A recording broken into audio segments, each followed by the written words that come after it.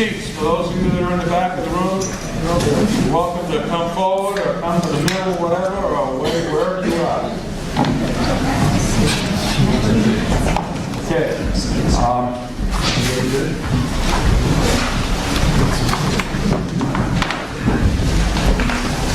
All right, I officially open the continued town meeting for the business deliberative portion of the meeting for the year of 2019. Are we ready to go? All right, I would like to start off with a few of our many year traditions. We start with the Pledge of Allegiance, please. And we'll do one first of God Bless America. Pledge allegiance to the flag of the United States of America and to the republic for which it stands, one nation, under God, indivisible, with liberty and justice for all. We'll start off, and I know I'm going to look at Mr. Bless America, land that I love, stand beside her and guide her through the night of light from above, from the mountains to the prairies, to the ocean wide with foam. God bless America, my home, sweet home. God bless America, my home, sweet home. If you'd all remain standing for one second. I would like to, I'm going to put our chief on the spot here for a second. I'd like to ask Chief Burley to say a very short blessing of this meeting, as we always do. And this is a little off tradition, but would you be so kind to say a very short and sweet blessing of our meeting? Certainly, well, thank you very much. Okay, everybody, we can bow our heads in thoughtful reflection. Oh, Heavenly Father, please look down upon this consecrated meeting and provide people with wisdom and the grace to accept ideas and exchange ideas in a meaningful way for the betterment of all involved. This we pray. Amen. Thank you very much. Okay. Let's start it.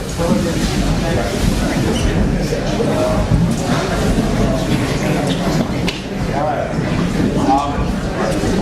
Just a little bit of procedure, and I don't like to use the word rules because I don't operate on Robert's rules or any of that sort of stuff. The town's never adopted it. I operate on the RSAs, the Constitution, and the knowledge from many years of moderators that I work with. So first off, I'd like to thank all of you for coming. I'd like to thank all of our town employees, all of our volunteers, all of our elected employees for all of their efforts. I think they do a tremendous job for us. I know that without all of the help of all of the people that I just named, which is everyone, Tuesday's election and the state and federal elections would not be very fun. So I thank those volunteers for those jobs. And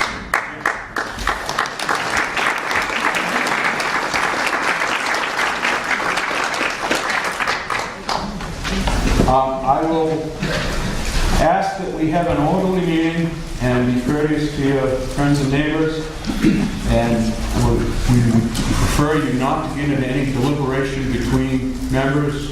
You basically deliver your comments, questions to the moderator. And I would give you, I don't want to be too formal, but I would give you permission to speak. But if we needed an explanation from someone to answer a question that is very knowledgeable in that, Tri-County or whatever, I would absolutely welcome someone that can represent that article to explain it if they would from the crowd. I'll give everybody an opportunity to speak as much as possible. There's a few times things we start getting redundant and start getting to the point where we got to move the meeting along. You know, sometimes we need a long night, and the one thing that I don't like, and I'm sure everybody's agreeable, is when they get really long, we start losing a crowd, and it'd be really nice to have a good majority start and finish. So if you don't get a chance to speak, if I move the motion, it's too late, but I'll try to at least give everybody one opportunity to speak to another. Okay? And with that, anybody has any questions, I would gladly ask you to ask me right now. If not, the only thing I would want to add is, does anybody in the audience not have a current town report? Okay, we've got a small stack right here, and we've got a big stack out in the hallway. Maybe I could get, somebody could grab one for you or whatever. The reason I ask that is our administrative staff has, in my mind, done a great job with this town report, and at least on the operating budget, if you look at every line item, they put a small explanation at the bottom. The grand total is at the top of the article this year and highlighted in black in your budget. And that will probably help answer questions without even having to ask them. That's the hope, but feel free to ask. The other thing I want to remind everyone, and I think everybody's aware of this, we can accept an amendment on a line item of a budget item. Example, the operating budget. We can accept an amendment. If the amendment passes, we basically keep track of an increase or a decrease if the amendment should pass, and when we get to the bottom line, we vote on the amended total bottom line. And that's revenue administration, and the selectmen have the authority, even though a directive recommendation on that amendment has come to them, they, by statute, have the authority to make sure that the town operates and they can shift monies within the budget as long as they don't go over the bottom line. So they can move line item amounts, and they have that authority. So you can do your amendments, and I encourage you to do what you feel you want to do and need to do, but understand that it really is an advisory amendment, other than an individual article that has $1 amount and is one subject matter in it, and then you can do what you want with it at that point. Okay? All right. If we're ready to go, I would ask for a motion to dispense with the entire reading of the warrant, because I will read each article as we take them up. So moved. And okay, I'll give you a second. Second. All those in favor? Aye. Opposed? So voted. Okay. Articles 1 through 5, I will give you the results of your Tuesday's voting. For Selectmen, Barbara Campbell was the winner, and I declare her elected. Supervisors of the checklist, Fred Tompkins was elected, and I declare him elected. Okay. Supervisors of the checklist, Denise Sack won the election, and I declare her elected. Supervisors of the checklist, Kevin Donahoe won that position, and I declare him elected. Library trustees is 2 positions. Roger Aubrey and Fred Tompkins both won those 2 positions. I declare them elected. Trustee of trust funds is Chris McAleer, won that, and I declare him elected. Cemetery trustees was a write-in, and Alicia Hawks got the highest number of votes. She's accepted the position, so I declare her elected. School board, Jerry Dougherty won that position, and I declare him elected. School clerk, again, was a write-in, and Gino Funicello got the most votes, and he has accepted the position. I declare him elected. School treasurer, Christine Thompson, who got the most votes, and I declare her elected. School moderator, Sasha Tracy won the election with the most votes. I declare her elected. Your zoning amendments, Article 2, yeses had 245, that passed. Article 3, yeses had 208, that passed. Article 4, yeses had 197, that passed. Article 5 had 186 yeses, that passed. Okay? So if you're all following along, we will go to Article 6, which is really the start of the meat and potatoes here. Article 6, to see if the town will vote to raise and appropriate the selectmen's recommended operating budget of the town in the amount of $2,202,923, not including appropriations by special warrant articles and other appropriations voted separately. Recommended by the Board of Selectmen 300. So moved. Is there a second? Second. It's been moved and seconded. Are there any questions? And this is where, if you have the blue books, if you turn to the proper page, 17, it starts. And what I will do is I will go down the line items by the actual category listing and ask if there are any questions. And some of those, there's a lot of info in all of those items. Okay? So starting off, the Office of Selectmen. Does anyone have any questions on the Office of Selectmen?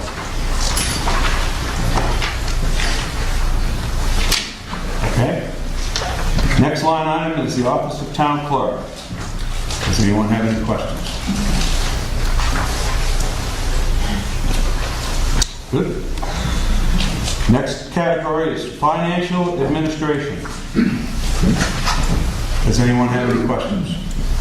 Comments? Okay. Next group will be Assessing. Does anyone have any questions on our assessing? Sarah? Yes. Can you, excuse me, I didn't say this, but because of sound, we do have a sound system if people in the back can't hear, but if you stand up and state your name every time, because she can't always see who's talking or here, and then, yes. Okay, I was just wondering, with the assessing, when is that complete reval going to be done? I believe it's you put 20% per year, and so at 5-year increments, it's totally done and it starts right over for the next 5 years. Am I correct? Yes. So they do 20% minimum of the town every year. Is the group that is being assessed every year notified of the new assessment of their property? That I would defer to the selectmen. I'm assuming they do a lot of pickup. I know that. I'm assuming that's the right one. Building permits and what have you. The tax assessor assesses all properties, and everyone is notified when the tax card changes. Okay. No, I know the answer to that question, because everyone's reassessed at once. They're done in 20% per year, but until everyone's assessed, the assessments don't change. So your house assessment, it might be assessed 1 year, but until all the homes are done, your house isn't reassessed, and the total isn't given until they're all given at once. So on that 5th year is when everybody's assessment will be either changed or the same. Is there any other questions on assessment? Okay. Legal is our next line item. Everybody's following along here, hopefully. Any questions on legal? Back for the chunk. I noticed it's the same amount that we put in last year, and the question was asked, why so much? And the actual was 8,000 something. So I'm going to ask the same question that I think was Jim Parr had asked last year. Do we have any pending lawsuits, and why is there so much in this item?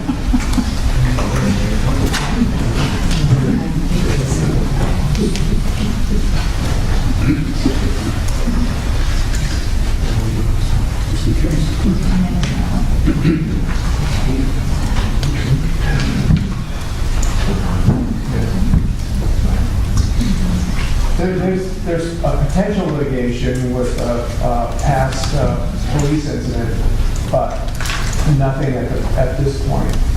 But it was recommended to us to keep the same amount for that reason. And nothing we can speak about. Any other questions on the legal? Not? Okay. Personnel administration is our next line item. Are there any questions?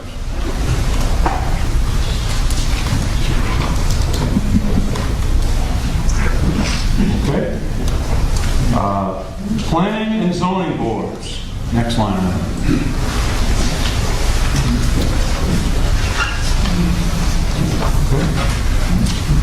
Okay, general government, parks and buildings is the next line category.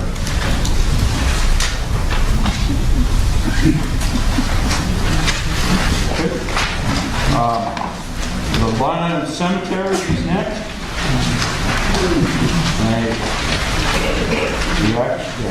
That's one line and all that's in there. Any questions? Okay, moving to page 18. Operating budget continued. Insurance line item. Any questions on the insurance line item?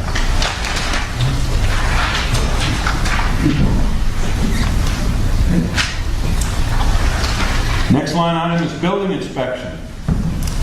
Any questions on building inspection?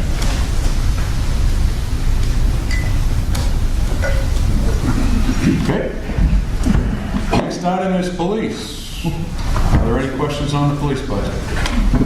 Yes, Sarah Cummins again. I would like to know if this increase,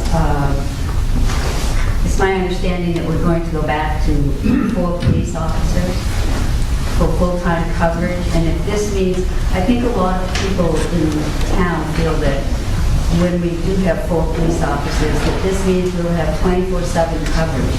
That means that we'll have coverage during the hours of 11 to 7 instead of just daylight hours or till 10. Is that correct? I'll let the chief speak to that. Basically, I know at the budget meetings, we will have substantially increased coverage on a regular basis, but not 24/7. I'll let the chief like to add to that one. What I am trying to do is to get us back to the level of coverage that was approved by the body in 2016, and that I also believe that we could provide in 2017 when I took over the police department. In 2016, the town of Jackson approved 3 full-time officers and 2 20-hour-a-week part-time officers. That would effectively give you 4 officers to cover a period of time.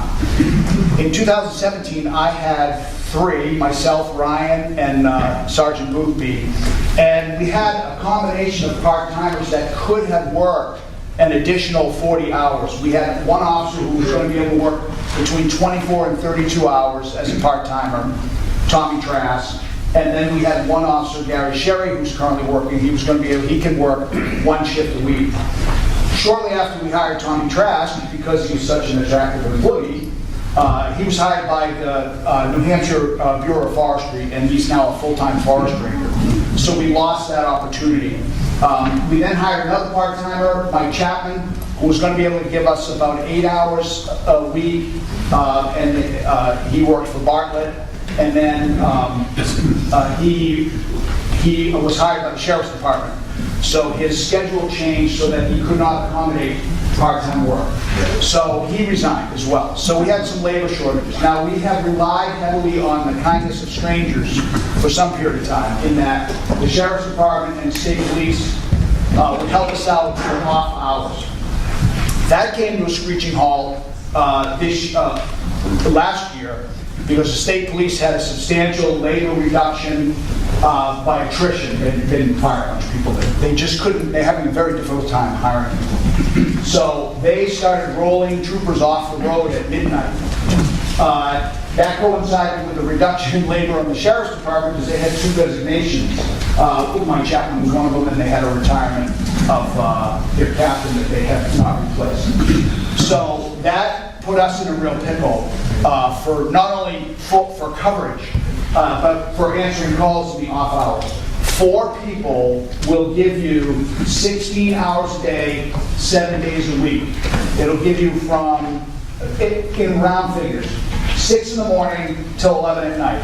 Now that's subject to change backwards and forwards, and it actually, if you approve the allocation, we're probably going to rock it back to 5 in the morning and 10 or 11 at night, because we have some flexibility to do that.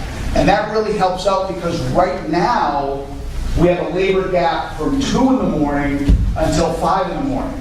Every night, we have to take call in case there's an emergency, because from 2 in the morning to 5 in the morning, there's no state police coverage, there's no sheriff's department coverage, and both agencies have said, we're not authorized to spend overtime to go cover calls in your town, you're on your own. In fact, earlier this week, we formally take call from 2 to 5 every night, but there's a shoulder on both sides, that the understanding that if state police or the sheriff's department can't come to help us out, state police primarily on the shoulders. We still have to take, Monday morning I got a call at 12:30, I was the call car from 2 to 5, but state police got the call and they said, there's only 2 of us and we're tied up, we can't handle it. So they default to whoever's next up on the list. Pretty standard stuff. So this is why I'm very concerned about having gaps in coverage. I don't like it. I want calls in Jackson to be answered by Jackson officers. That's why I came up with this proposal and why I want this to happen. The original proposal was for, I'd say Officer X, a person off the street who's qualified but not trained. That cost was $82,100 for the lowest paid person off the street, all the bells and whistles. After which, we were able to hire a part-time officer who is full-time certified in New Hampshire and is available to take a position if it's approved. That reduced the cost from $82,100, a maximum cost of $82,100, down to like $52 and some change. So this is a $30,000 savings.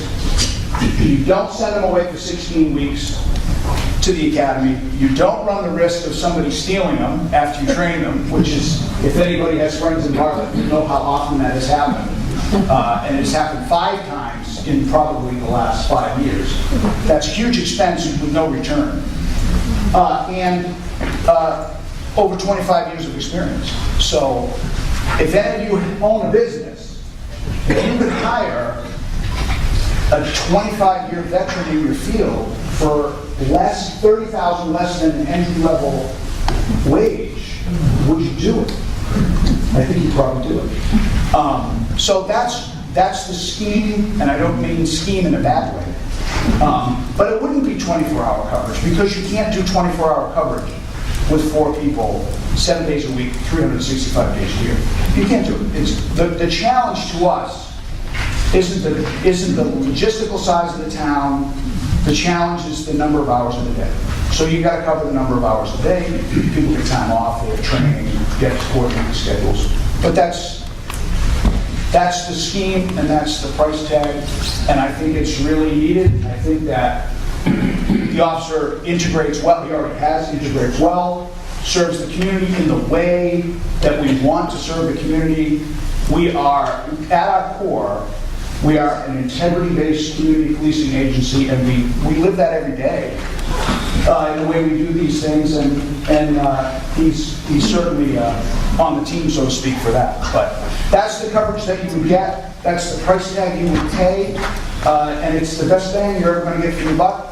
And it's also not an opportunity that exists forever, because he's a very marketable person, as is anybody in law enforcement. It is very difficult to hire people. If the state police that has state benefits, take-home car, super cool uniform, and a great reputation, they don't have people lined up at the door to work for them, then there's a problem. There's a problem.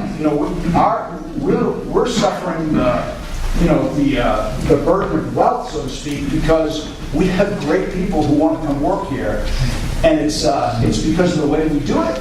and it's also because of the community, and I want to keep it going. It's really the last piece of that puzzle. It really is.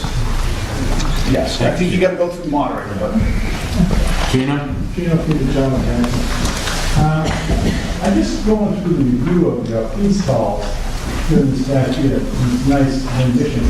849 building checks, which is, it appears to be, I don't want to be critique, but it seems to be a lot of your work. Now, Well, it's 849. Yeah, I know, that's what I just 70, but how many? I don't know. I can't count that quickly. It's 849 a year. But I'm glad you brought up that. I'm curious because what do you exactly do when you check the building? Are there people in it when you check it? Or do you just drive? Well, sometimes there are, but the reason we're checking them is to make sure it's the right people. When the police department call the elderly or people who are infirm every morning and check on their wellness. Yes. If you go to check a building, you actually go to the building with a doorbell? Do we ring the doorbell? Yeah. No, we don't ring the You doorbell. check the building, you drive by and look at to see if the roof's still on, what do you do? I will tell you. You gotta finish the question. I will tell you. And I'm glad you brought that up. Just make it short and sweet here. I'm trying, he's asking the question. I'm glad you brought that up. You probably noticed by now that when I do my town report, very little, if anything, deals with quantified analysis. I don't like doing that because I think that boils down police work to a factory. We're not a factory. We serve, we don't make things. However, this group of professionals that are working for the town right now do not sit idly by. In 2016, well, you go back as far as 2015, 14, when the master plan was done. About 1,617 calls for service. You kind of percolated along at about 1,600 and some change, below 1,650 since 2014. In 2014, you had 3 full-timers and 2 part-timers. In 2016, you had 3 full-timers and 2 20-hour-a-week part-timers. In 2016, there was 1,617 calls for service. In 2017, there was over 2,300. And last year, we did 3,305 calls for service.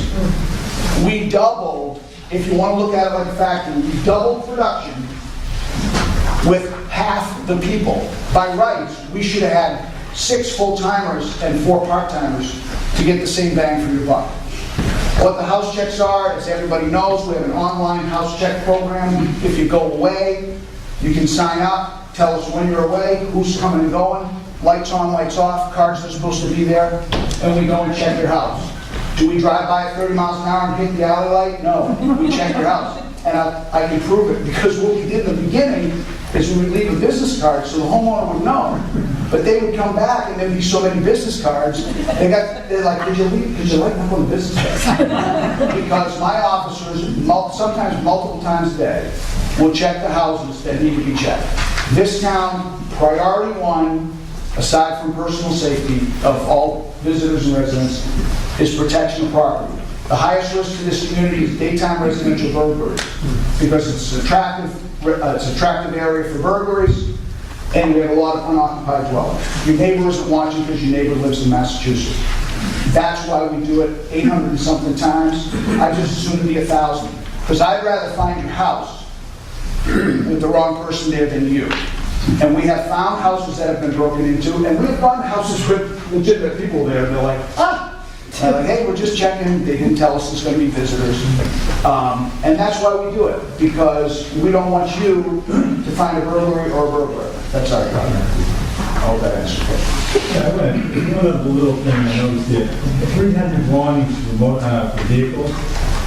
Municipal park tickets 31, state citations 11. You stopped 300 cars, approximately, and gave warnings.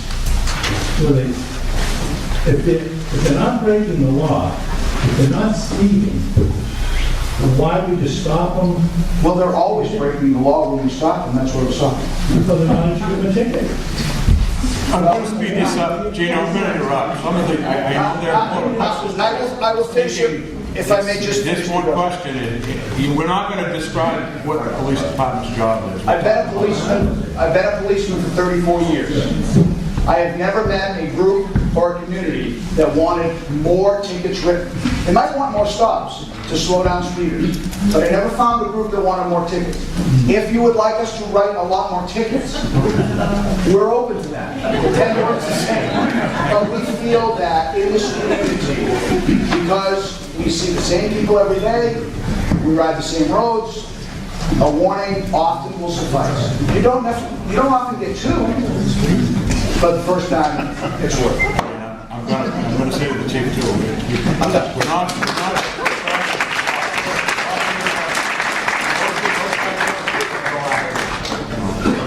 we're dealing with the budget, and thank you. I know it's all important, but we got to move on. Okay, any other questions to the police department? I'm not trying to scare everybody off, but moving ahead. That was a very good explanation, but it was very long. He knows that, I just have to say it. I'm sorry,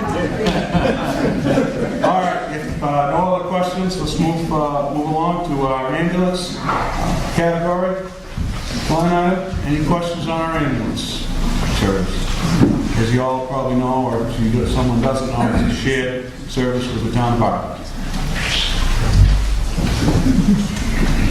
No questions? Okay. Next line item is the fire department. Any questions on the fire line?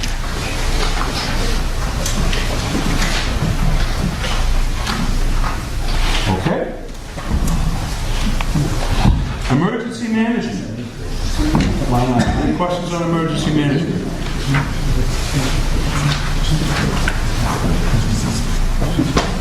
Okay. Highway administration. Any questions on the highway line item? I get it all so far.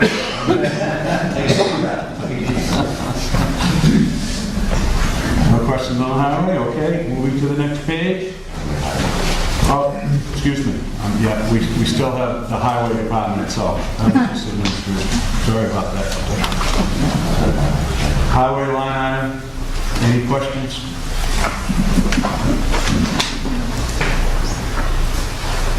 Okay, seeing none. Now I can move over. Street lighting is our next line item.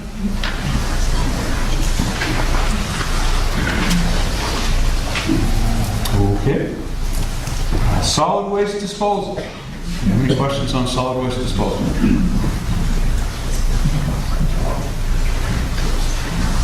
Good. Animal control. Any questions on animal control? We do have animal control officers too. So. Okay, moving right along. Public welfare. Any questions on public welfare?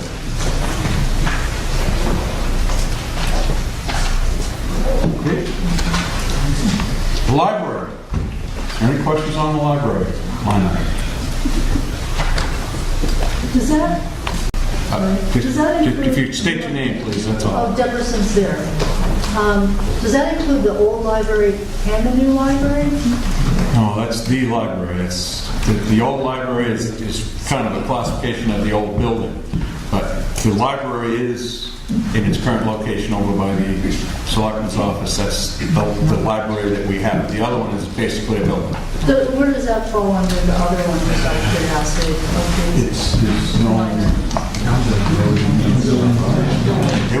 It would be if there were anything done to it currently, it would be maintenance, and that comes under maintenance of town property. All right, thank you. It's as I say, it's an empty building. It's owned by the town, and they're maintaining it under that line item. There's no. Okay. Go ahead. Page 17, the bottom, there's a line item for the library. Oh, it's in, yeah, it's in the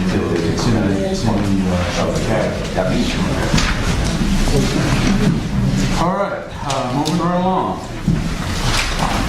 into other conservation line item.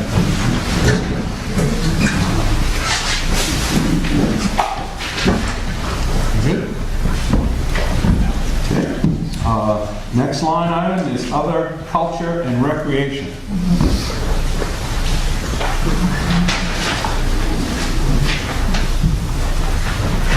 Okay. Next line item is parks and recreation.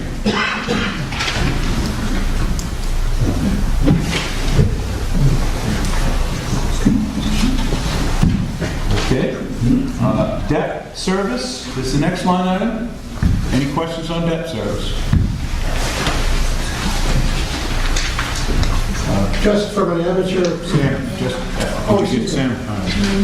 Oh, Sam. Gotta do it for the minutes, folks. That's all. Sam Harding, excuse me. I was just reading this through and I saw bond principal is 40 grand.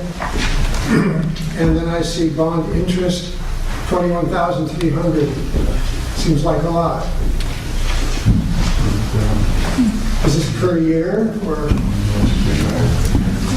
Well, no, the 40,000 is paid towards our debt. And 21,000 is the interest on the remainder of that debt. So it isn't 21,000 interest on $40,000. So the principal isn't 40,000? Debt, but it was what, $1 million? Okay. Start with, so we paid off 40. Yep. And we're paying 21,000 in interest on those. On the entire. Thank you. Yep. Okay, that brings us to the total operating budget. As we discussed in the first article, is $2,095,901 is the budget for last year, and this year is $2,202,923. Do I hear a motion to approve that dollar amount for the operating budget? Motion to approve. Motion to approve the operating budget. Okay, we got a second? Second. Okay, there's been a motion and a second. Is there any further quick discussion on the overall? Okay, all those in favor signify by saying aye. Aye. Opposed? So voted. Thank you. That was fairly smooth. All right, moving on to page 20.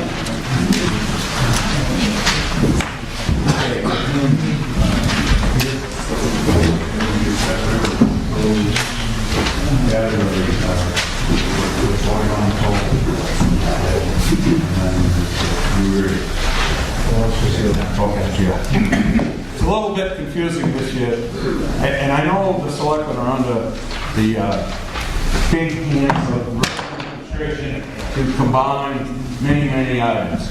And I just want to clarify,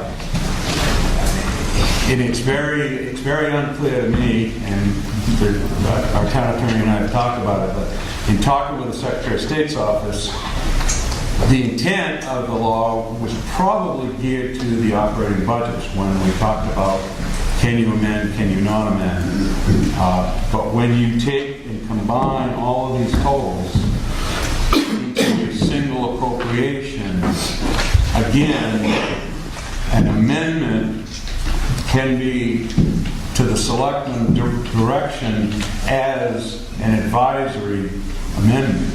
You can amend it, but you're really amending the total that's being asked to appropriate. And by statute, they could shift those line items, but again, it's complicated because of capital reserve and expenses. So the reason I'm asking, I'm telling you this, I still am a little unclear.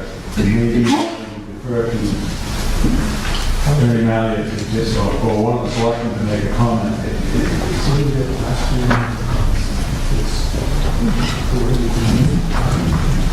So we've had no amendments off of that. And I don't know that we will tonight, but anyway, so I just wanted to point that out. So if somebody has a question on that, we'll try to give you the best answer we can. All right, Article 7, to see if the town will vote to raise and appropriate the sum of $258,500 to be placed in the following capital reserve funds previously established in 1 through 6. to total. Is there any discussion or questions on that? And I'm gonna, Speak briefly to item number 5 under Article 7, which is the Heavy Highway Vehicle Capital Reserve Fund, where we're asking you to contribute $30,000 on that item. If you may have noticed that, or you may not have, that we are currently using a sidewalk machine. We've had it in our town for the last couple of weeks. We've been offered the opportunity to try it out on our Jackson Loop, mile-long loop. The sidewalks, from time to time, we've had plenty of input at town meeting and regular meetings and from citizens who like using that sidewalk. And it's been pointed out numerous times that our students from our grammar school use the sidewalk across the bridge to go skiing, and it's utilized year-round more than it ever has been. Up until 2 years ago, we had a gentleman with a sidewalk machine that was tasked and contracted to take care of the sidewalk. The contract called for the sidewalk to be addressed within 24 hours of the last snowfall, of last lake falling in a snowstorm. And sometimes when they would get there, things would be iced over. Conditions wouldn't necessarily be favorable to waiting that long to remove the snow. Added to that, his machine broke, and he was no longer in a position to continue to sign the contract. We put the contract out for bid last year. We had one response. I think the contract amount that we settled on with the one respondent was probably $700 or $800 more than the previous contract. It's somebody local, and so it's been easier to get to that sidewalk in a more timely fashion, but we do not have that specialty piece of equipment that you see in other towns. We drive through North Conway, I work in Berlin, they're all over the place up there. It looks like we will not have the same person interested in signing a contract to maintain that sidewalk next winter. The contract is currently for $7,200 per winter. And it's questionable whether we could find somebody else willing to take on that contract, certainly for that amount. In addition, and I won't go into great detail on that sidewalk, but there are berms right next to it on the inside loop. It's a state-plowed highway and a town-maintained sidewalk. Timing for these things can be everything, and sometimes it's tricky, and sometimes it prohibits us from doing the quality of work that we would like to do on that sidewalk. The machine, if you see it in town over the last couple of weeks, is the right tool for the job. It costs $123,800. And it's last year's model. It's the last one available in the state. Next winter, that same model is probably going to be for $153,000. The other machine we could get right now will cost us $166,000. In addition, the $123,000 older model, which we're currently trying out, will have a 5-year warranty connected with it. Normally, they come with a 1-year warranty. The dealer's going to add 4 years to the warranty to make the sale. And I'm telling you all this because a lot of these developments about the contract for next winter, about the capacity to take care of that sidewalk, a lot of this information has really cropped up since the second budget hearing. And so we don't feel it's appropriate to go ahead and spend that kind of money for that kind of machine to maintain a 1-mile loop in town without some input at town meeting. And so, yes, we have the money in the capital reserve fund to make the purchase. What we want to know is if we can get a general feel for the will of the legislative body to do that.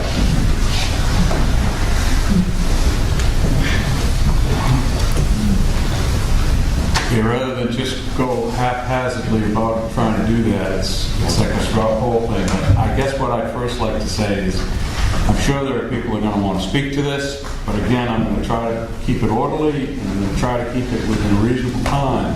What I would like to do is we could do some discussion, and then almost a straw hand show of yeses and nos maybe might help to speed up or to see what the real yes or no majority or consensus would be.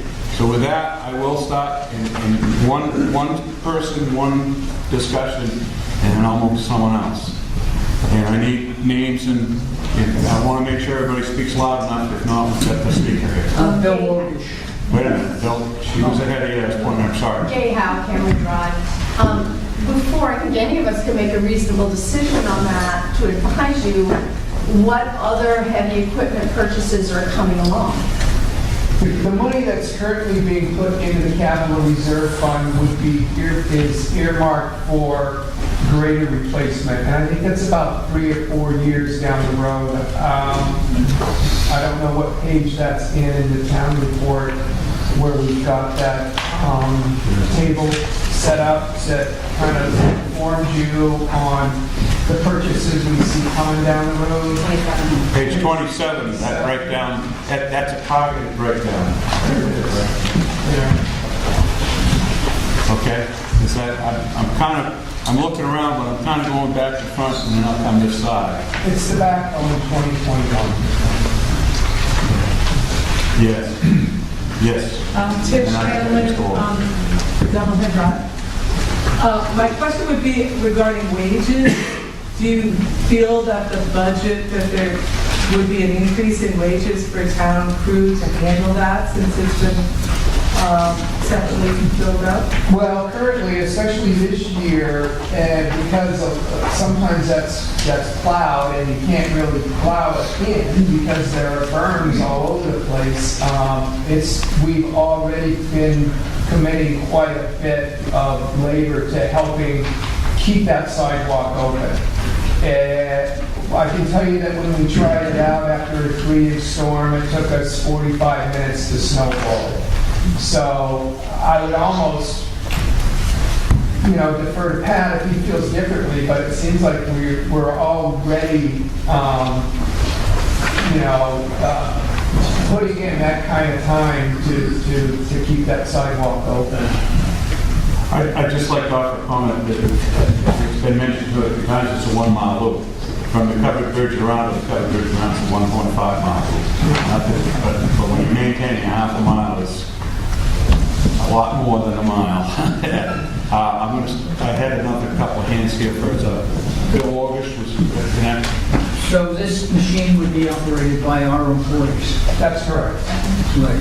And okay, I think I saw part of it down by the bridge where the school is, and going up. It was all bare, like someone had done a nice job cleaning it up. I'm interested to know if that's that machine, the demo machine. Well, when you see bare sidewalks right now, a lot of it is weather dependent too, and we've gotten down on, to the bare sidewalk with the plows and the snow machine that we're currently under contract to have do the job as well.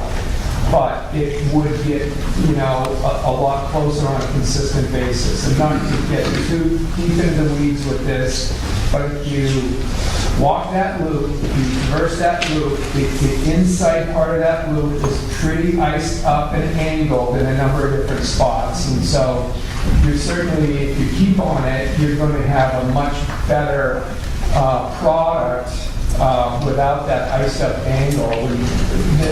Like when we went over the bridge, we had some issues with the kids safely going over that bridge, and it was because we had a lot of ice build up next to that wall. What we actually did was take the backhoe in there and pop that ice up to kind of re-level that bridge, but we haven't done that all the way around. And that would be, we wouldn't have the labor capacity to go around and do that. But it's a special piece of equipment. It will always keep the sidewalk in better shape than, banging away at it with something that's really a tractor machine. All right, I'm going to go over here for a second. There were several hands up, so I lost the order, but I think in the back was actually the first one. Here, go ahead. Ginger Bailey, how long would this piece of equipment that you're going to buy last? They've commonly got about a 20-year life, and it may even be longer than that based on the amount of use it's going to get and based on the quality of maintenance that comes out of our highway department. So you can do some math and say, well, $7,200 a year, that machine's actually going to pay for itself before it would ever need to be replaced and save us money between years 16 and 20. Okay, I know there was a hand in the middle, and I know Jerry said his hand up. Go ahead. Jerry Doherty, 3. Was any consideration given to leasing the equipment? This particular machine doesn't come with a lease offer on it, to the best of my knowledge. Pat? Go ahead. It does have a lease option, but Julie was stating that you can't lease it out of a capital reserve fund, and that's where the money is available. Does that answer your question, kind of? Yes and no. Yes and no? All right. Go ahead. Okay. Yeah, Bob Burton. And I had 2 questions. The first was answered, was the longevity of the machine. The other was going across the state bridge on 16 and how that's like narrow there. Does that thing have any option to like angle it so it can get that clean, or is that, always going to kind of be the way it's been?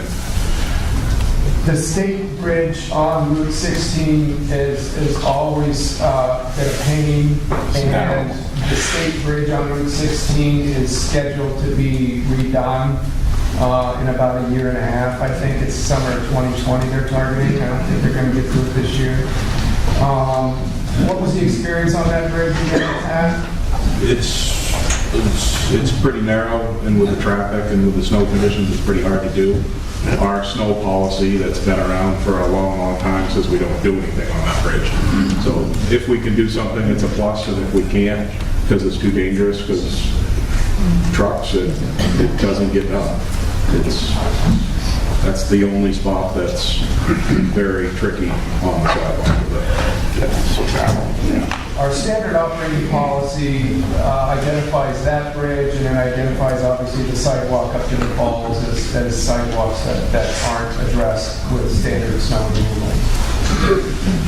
And I don't want to get into it, but I can go from memory. And when the state highway had a lot of operating money, they used to clean that bridge several times a winter, but when their budget started getting cut quite a number of years ago and reduced, so they had to give that one up because it wasn't a priority.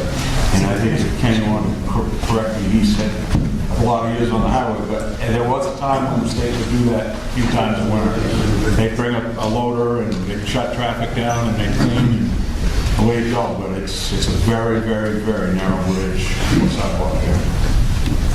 Okay, I know there was one over here, and then there's a couple. There was someone in the middle that had a hand at one point. Is there another question on this side? Okay, go ahead in the back, and then... Melissa Grady, I don't think you can put a price tag on safety. I accompany the children across the bridge over the ski touring. Other people accompany the children over the bridge, again, to the ski touring for the after-school programming. It's not that safe when it's difficult to cross that bridge by the old library. I think it's money well spent. I think it's a fantastic idea. And I think that at the front of my brain is the safety for the children. I know that Betsy, you had a question, and at this point I think I'm going to ask. Betsy Harding, I support what Melissa Grady said, and also Jackson is known as kind of a recreation town. We've got a lot of people walking around the village. It's really critical. The liability would be far more expensive, I think, than this particular item, given $7,000 a year over X number of years. It spreads out. I think it's just smart.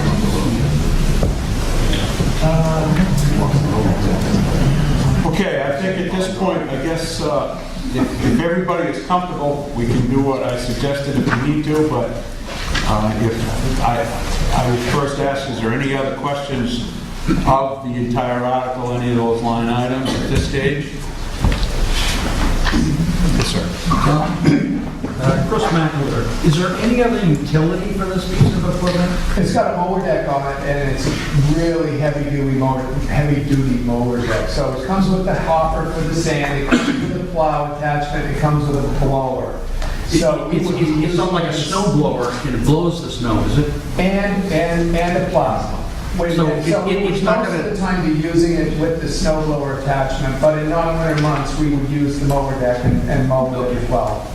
That makes a big difference for me, that it's not just sitting in the garage for 7 months a year. Thank you. I guess I'm sure, I don't want to put Patrick on the spot there, but I'm sure there's other opportunities to use that in different ways. There is, you gotta weigh it out. For me, I don't wanna spend $123,000 and wear it out for 7 years by doing, there's a lot of attachments that you can get for them, and we still have some attachments for the small John Deere that we have, so I wouldn't double up on attachments, but, you know, there's a weight there of, if you want it to last 20 years, you can't use it every day all summer long.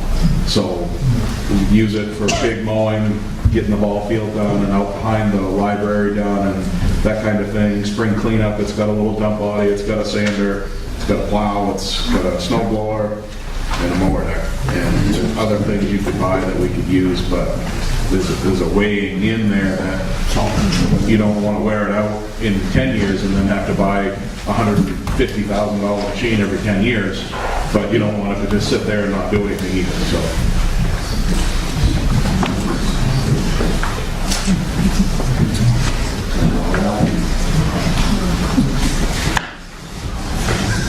Okay, is there any last question on the article as all the line items on there are listed? Any other particular part of it anybody has a question on? All right, I'm going to call a vote on this, okay? So Article 7 has been discussed. Is there any other questions? Last shot? Yes. Yeah, Larry Garland. Line item 1, is that a typo? Is it supposed to be 8,000 or 80,000? 80,000. That's a recurring. That's what it's. I believe approximately 10. Oh, a typo on one side. Yes. It's just a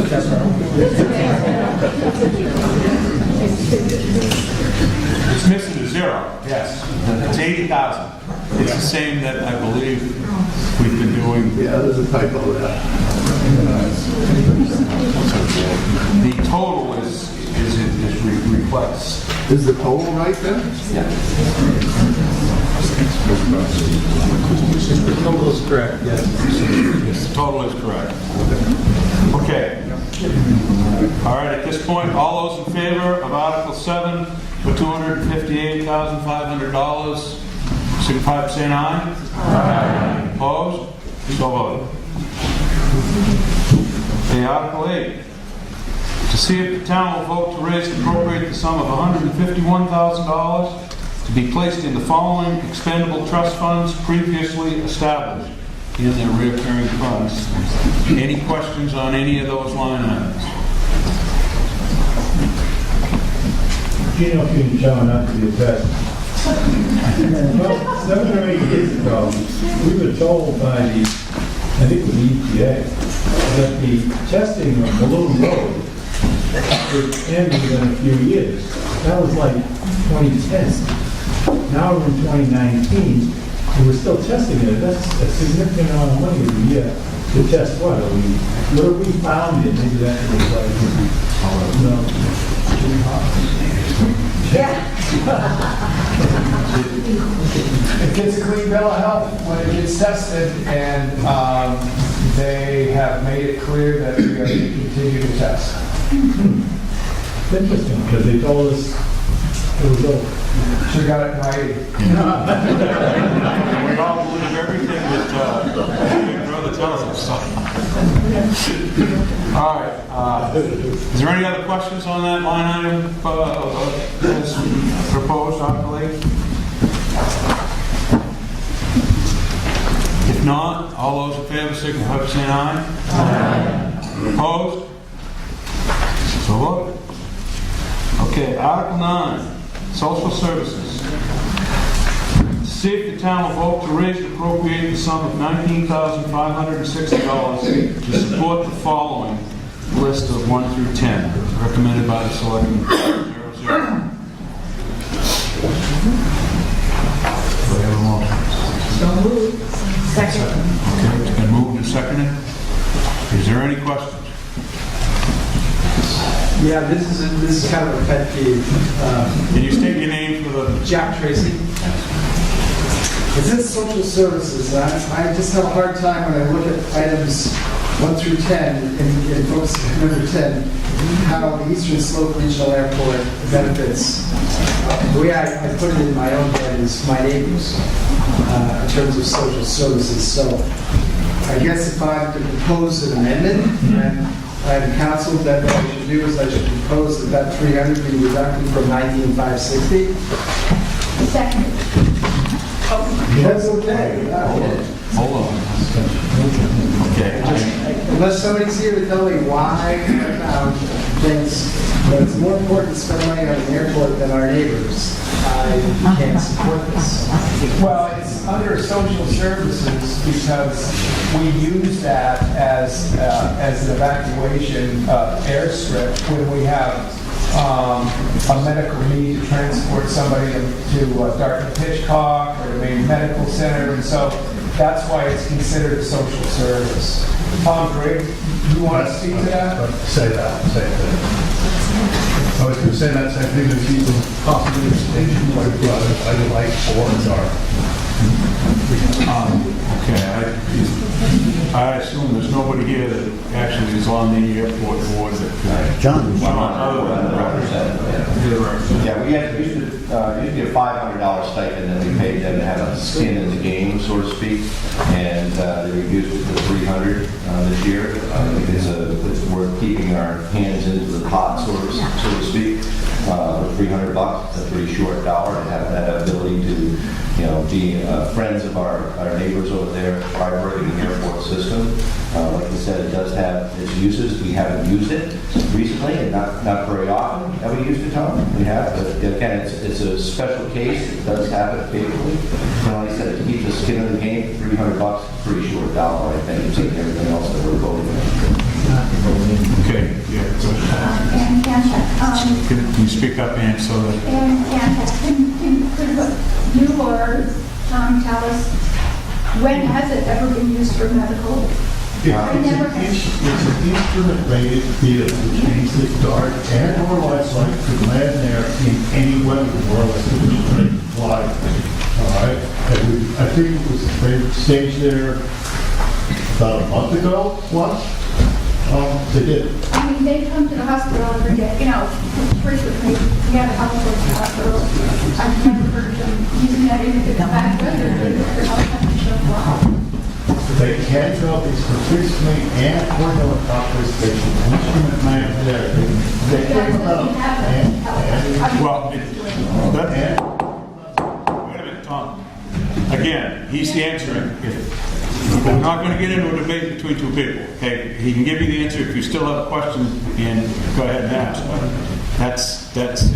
I'm not going to get to a he said, she said. And if you'd like to further a question, but I don't want to go back and forth. Life Wing and DART, as far as I know, as of earlier last year, do not have the fixed wing aircraft and unless they just got one. They only have helicopters and Okay, I'm gonna go to this side. I'm just saying, I wish somebody could explain really why we're getting this money, because I don't believe that it's used for, Well, that's one of the reasons that we've been given. So I can't say yes or no to what the rest of somebody else. But I have hands up that may want to comment on this one. Go ahead, Jerry, and then Chief. Besides the rescue and medical use of the helicopters. It is a refueling station for both civilian search and rescue and military search and rescue. And that has been used on a regular basis for refueling. I do know the nearest chapter of the Civil Air Patrol, which is the Civilian Arm of the One United other States thing Air with Force, respect New Stryker Airport. I believe the town uses the refueling services there for some of its generating equipment because of the type well lead fuel that's sold there. Chief, go ahead. To answer your question, Ann, my daughter had to be flown to Maine Med in about 5 years ago. You know, it was in the middle of the winter, it was a snowstorm, and they flew from Maine Med and got to Freiburg, you know, pretty storm, had to land and turn around and go home, go back to Maine Med because the helicopter couldn't. So that's just one example. But I can't believe we're sitting here arguing over $300 for an airport.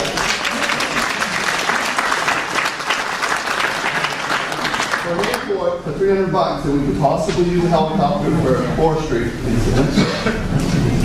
We have a major forest fire in this area, you're going to use it. Any kind of a medical thing, anything. It's a valuable resource for $300.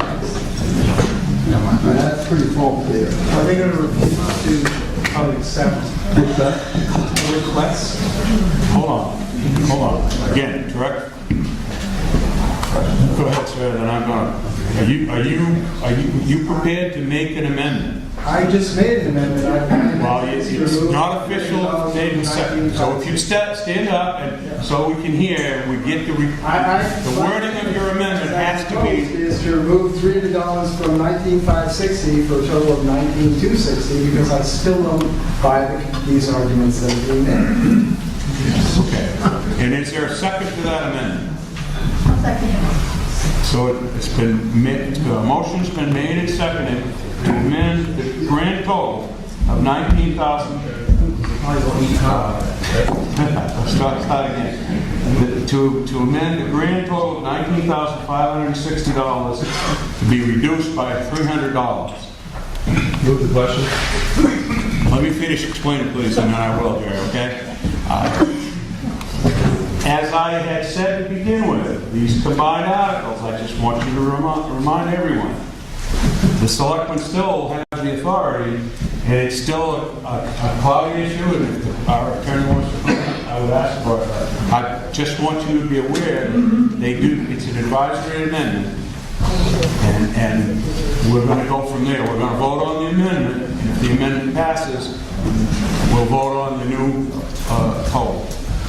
Is that clear to you? Yep. Okay, in a second. All right, Peter, are you good? Okay, all right, yeah, he says that's exactly right. So, all right, we're going to vote on an amendment here to see if the town will vote to raise and appropriate the sum of $19,250 to support the following list of items. It's a $300 reduction. We vote on the amendment. If the amendment passes, we vote on the article as amended. If it's defeated, we go back and vote the original amount. Okay? Is everybody clear? So we're voting only on the amendment. Yes, passes the amendment. No, defeats the amendment. Anybody have a question about that? Okay, good. All right, all those in favor of yes on the amendment signify by saying yes. Yes. Yes. No? No. The amendment is defeated. I'll bring back the original amount. To see if the town will vote to raise appropriate sum of $19,560 to support the following list of items. Any last question?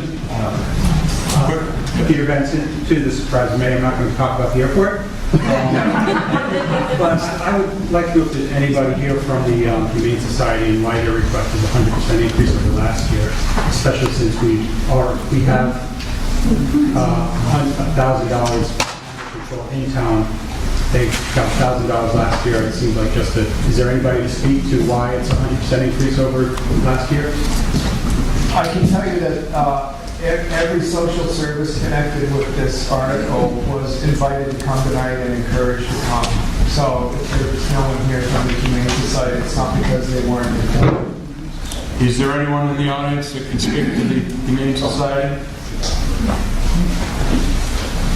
No? Mr. Moderator, I would make a motion that we retain that we reduce that budget item by $1,000 and keep the original $1,000. So I would recommend the appropriation of $18,560. Okay, so we have an amendment to reduce this article by $1,000, and it is directed to be reduced in the area of the Humane Society. And I love animals. And we have a second. Is there any question? We vote on it? Yes. I'll second. You asked for a second, didn't you? Yeah, we got it. You did go second. Yeah, she got it. Thank you. Okay. All those in favor of the amendment? And if the amendment passes, we vote on the new amended total. Okay. Dennis? Since the selectmen have all recommended the passage of this, there must be a formula that $2,000 represents. Usually the social services represents either a fraction of the budget or a usage fee by the town. And can you speak to how they came to that $2,000? They don't come to you during budget season and explain it? Dave's not present during the budget hearing, and so we invited them to come tonight, all of them, to explain. Typically, those flat line items are not formulated. So they felt like they needed an extra grand. We didn't get an explanation from them on why they needed more. All right, I'm ready to call the question here. All those in favor of the amendment of reducing this by $1,000, signify by saying aye. Aye. Opposed? No. The amendment is defeated. So the original article, to see if the town will vote to raise appropriate sum of $19,560 is on the table. One last, any other questions at this stage with anything on the... I'm just curious, I saw it was customary for the organizations that were on the warrants to have a representative at a town meeting or at a budget hearing. And is it possible, and you don't need to answer this, but I guess it's a rhetorical question for you, to make that possible? These are significant amounts of money for a number of these organizations, and to have someone there to explain to you the need in the context of their larger budget seems really reasonable. I mean, that's a good point, but these social service articles have been an area of debate in this forum since previous to my 20 years as moderator. We've had a lot of discussions. They've all been voted down collectively. They've had petitions. It's been, and every year, somewhere along the line, some of them do not get representation. It's unfortunate, but I don't believe that can be amended as long as they comply with the just a requirement. Yeah, that's all they're going to do. Okay, is there any different questions? Because at this point, I think Joe, what I don't understand is, most of these, I mean, for 10 years in a row, I've gone around getting 30 signatures for the Gibson Center and turned it into the board, and then they would approve or disapprove going on the budget. I don't understand why, are these people, none of these groups have written wrote on this before? They always require it. A lot of them submit information and backup, but the Humane Society did not.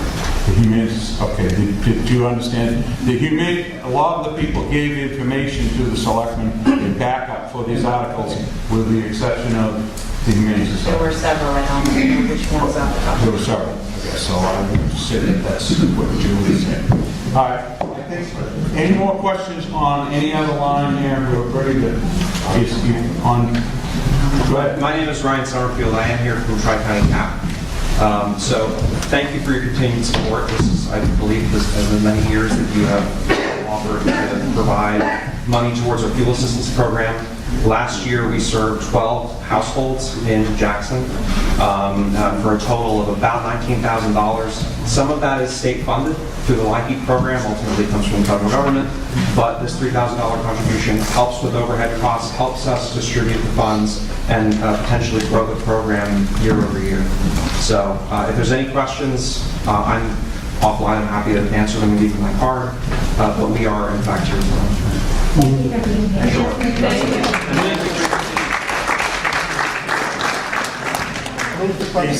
Is there a question specific to his explanation or a different line?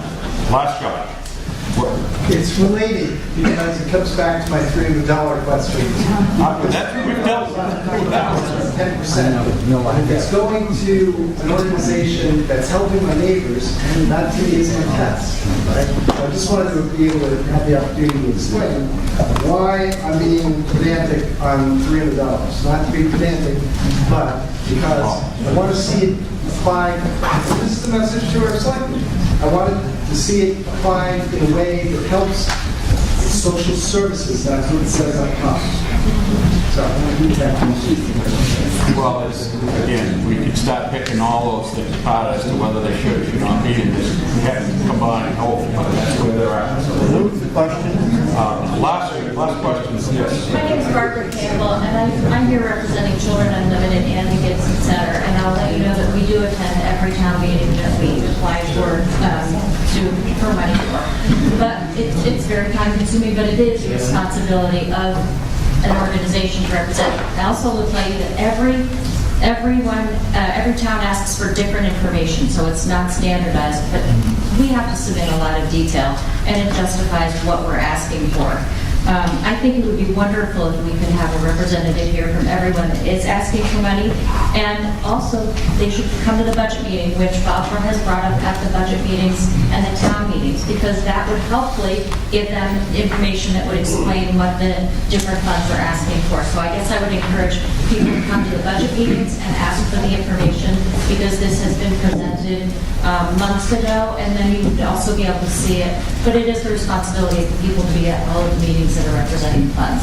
So if you have any questions for me, It has been stated by the selectmen that they have made that request to everyone, but it can't be a mandate according to what I'm told. So I'm going to call for the Move the question. Yes, I've already said that. Okay.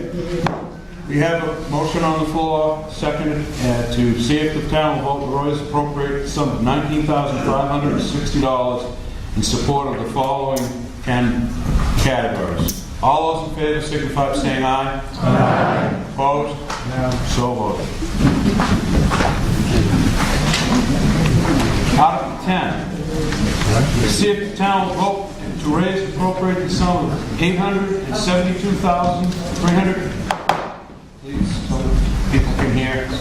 To see if the town will vote to raise and appropriate the sum of $872,361 for the purpose of replacing the Valley Crossroad Bridge with $697,889, which is 80%, by participating in the state aid bridge grant program with the town's share of $174,472, or 20%, to be withdrawn from the Bridge Repair and Expendable Trust Fund, recommended by the Board of Selectmen 300. So moved. It's been moved and seconded. Is there any discussion?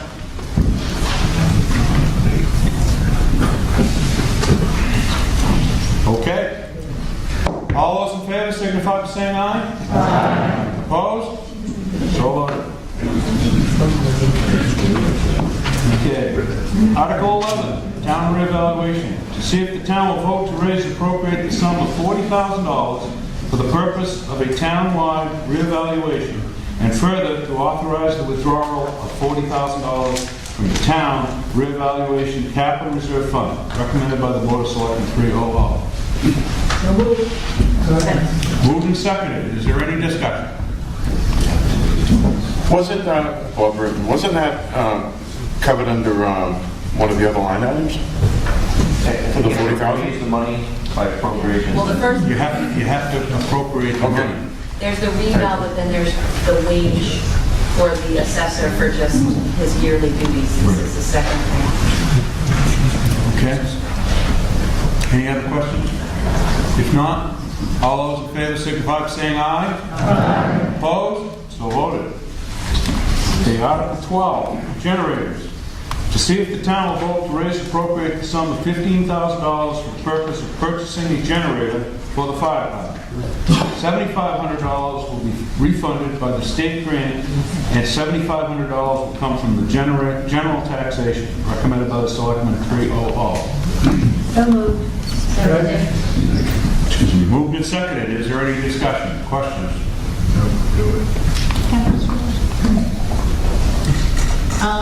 Karen Burton, question is, we did this for the town, did we get our reimbursement for the town portion? I think we did it last year. We haven't submitted for it because it's not complete yet. Thank you. Any other questions on this? Okay, if not, all those in favor signify by saying aye. Aye. Opposed? So voted. Article 12. Excuse me, 13. Cemetery Dundee fence.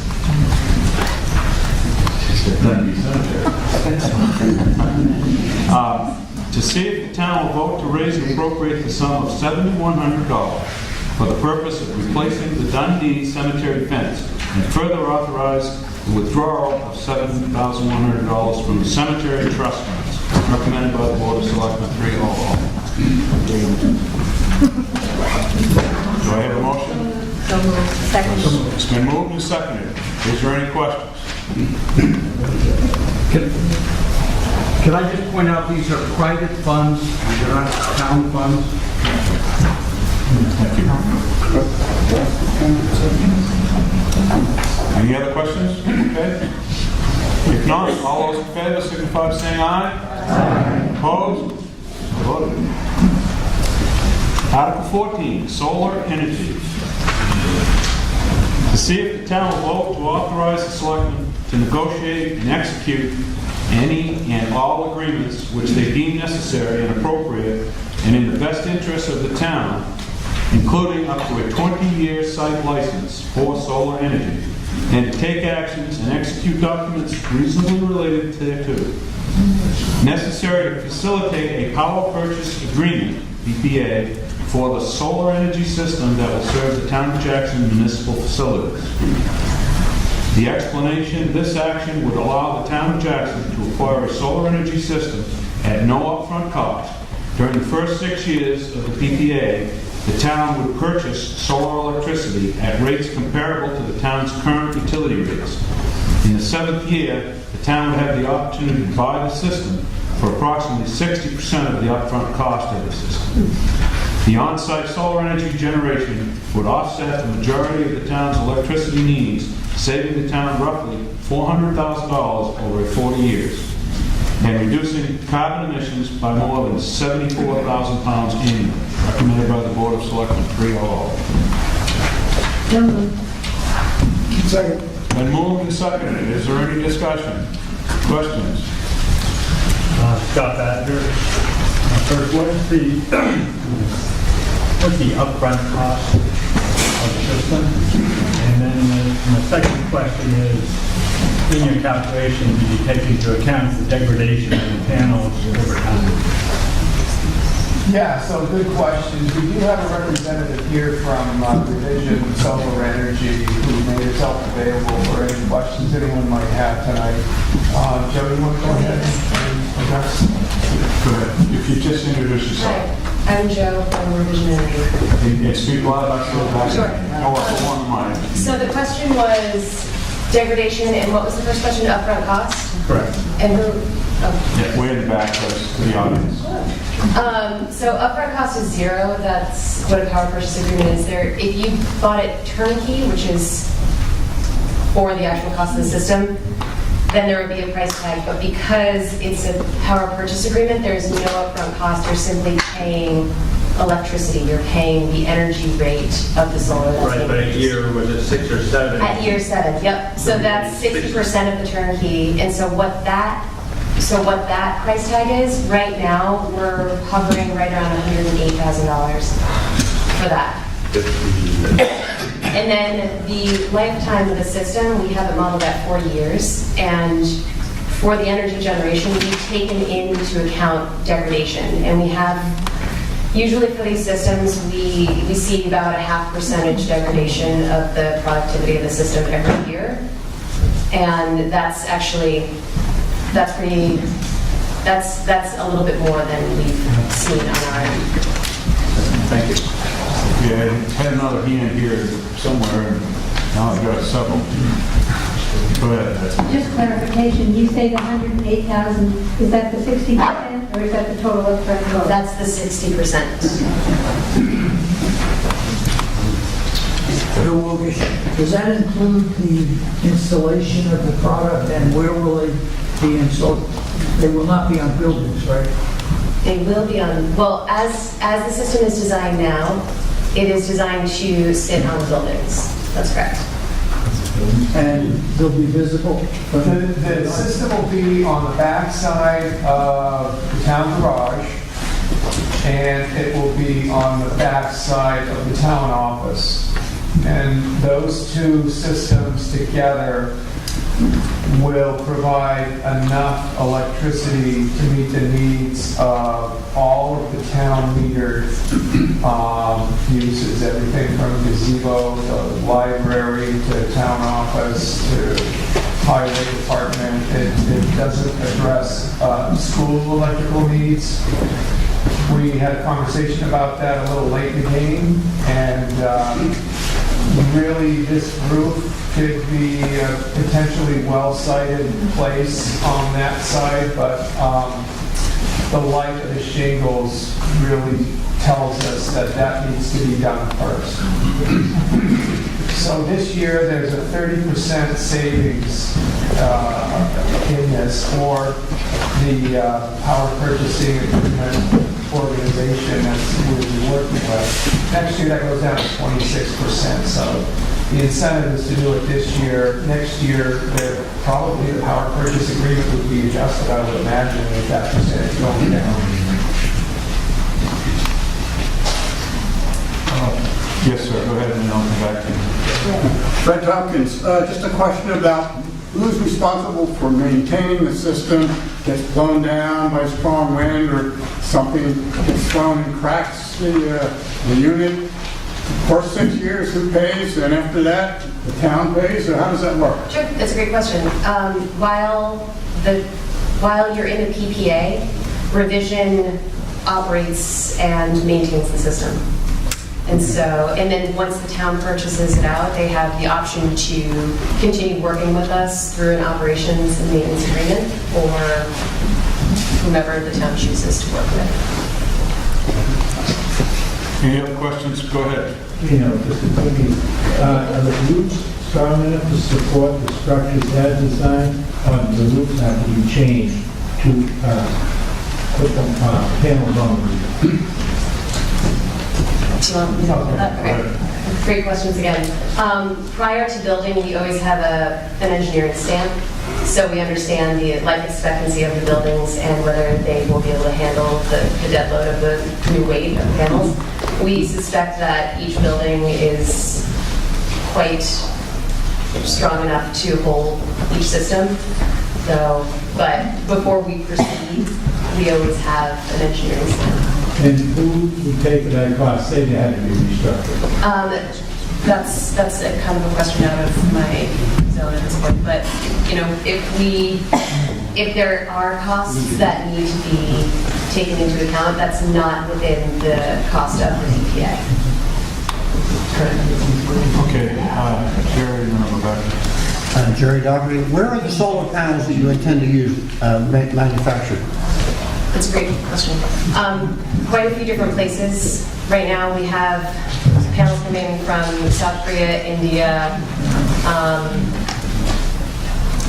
They move around depending on, this is kind of a sticky question too, depending on where the U.S. is putting tariffs on panels at the time.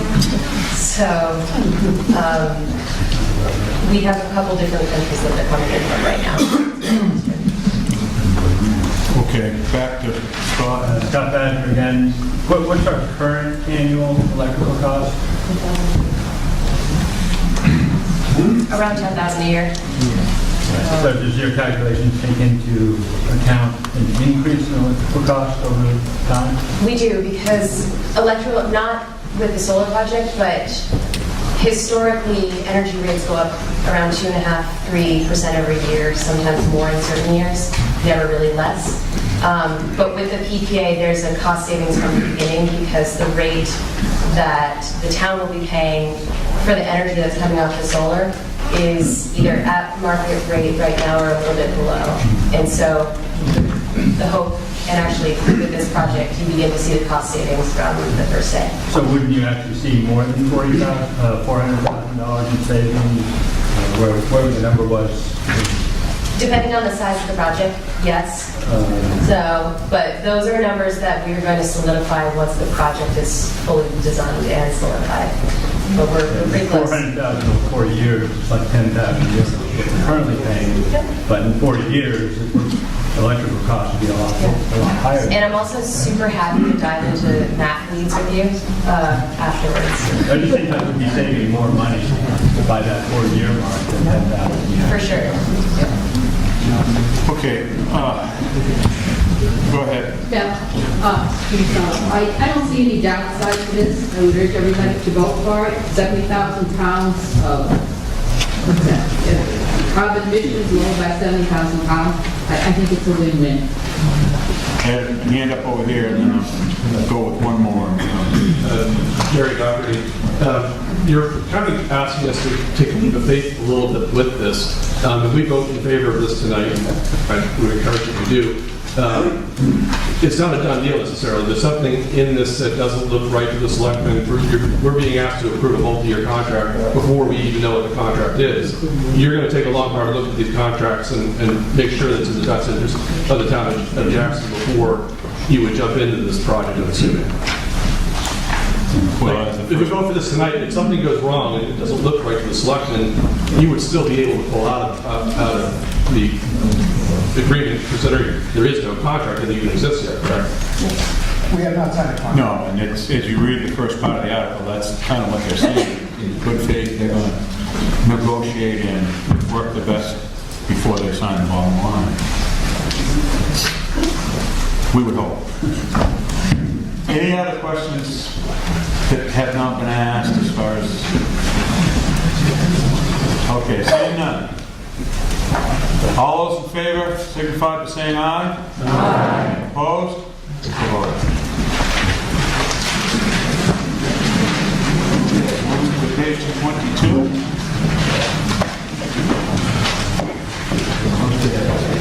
Article 15, Solar Energy Capital Reserve Fund. To see if the town will vote to establish a Solar Energy Capital Reserve Fund under the provisions of RSA 35:1 for the purpose of a future purchase of the solar energy system, and a raise appropriate the sum of $5,000 to be placed in this fund. Further, to name the Board of Selectmen as agents to expend from said fund. Recommended by the Board of Selectmen 3-0-0. Okay, it's been moved and seconded. Is there any questions or discussion?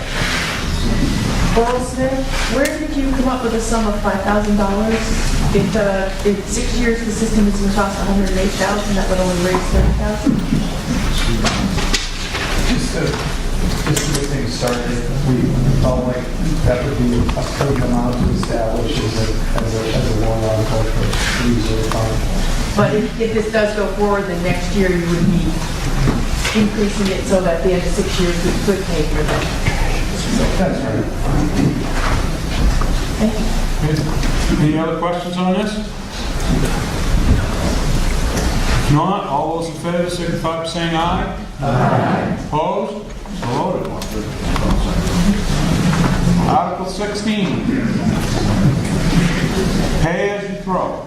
To see if the town will vote to authorize the selectmen to establish and implement a mandatory pay-as-you-throw trash disposal program, recommended by the Board of Selectmen 3-0. Here a second. Second. Moved and seconded. Is there any discussion? Okay, so again, I'm going to start back and go forward on this side. This time now over here. In the back, go ahead. Yeah, no. Hey. Yes. Emily Benson, And I'm curious what Bartlett is doing, if they're instituting a pay-as-you-throw as well. They do not have a warrant article on this year. Okay. Their position was they put a warrant article on at some point in the mid-90s, and the voters voted it down. I wasn't really able to get a hold of that kind of report, where it apparently was, but nobody watched it closely, and they gave it some relatively strong consideration. They didn't feel that they were ready to proceed this year. And I have another question, but I'll wait. Go ahead, you got the floor, I'll just quick. Yeah? Okay, so now my question is, how is this going to be monitored? Not with staff, we'll put signage up, and maybe there's a security camera that focuses on license plates. I mean, we're not going to be turning into an enforcement body up there. That's really not what that staff is designed to do. And so towns that have successfully implemented this, that are of a similar size, have basically told us when we engaged in conversation with them that after a break-in period that things went rather smoothly, and they really don't have issues around people putting bags into the solid waste disposal compressor that aren't in pay-as-you-throw bags. Okay, yeah, go ahead, Rick, in the center. Deb Sincere. I was looking at this as why should we pay to throw trash away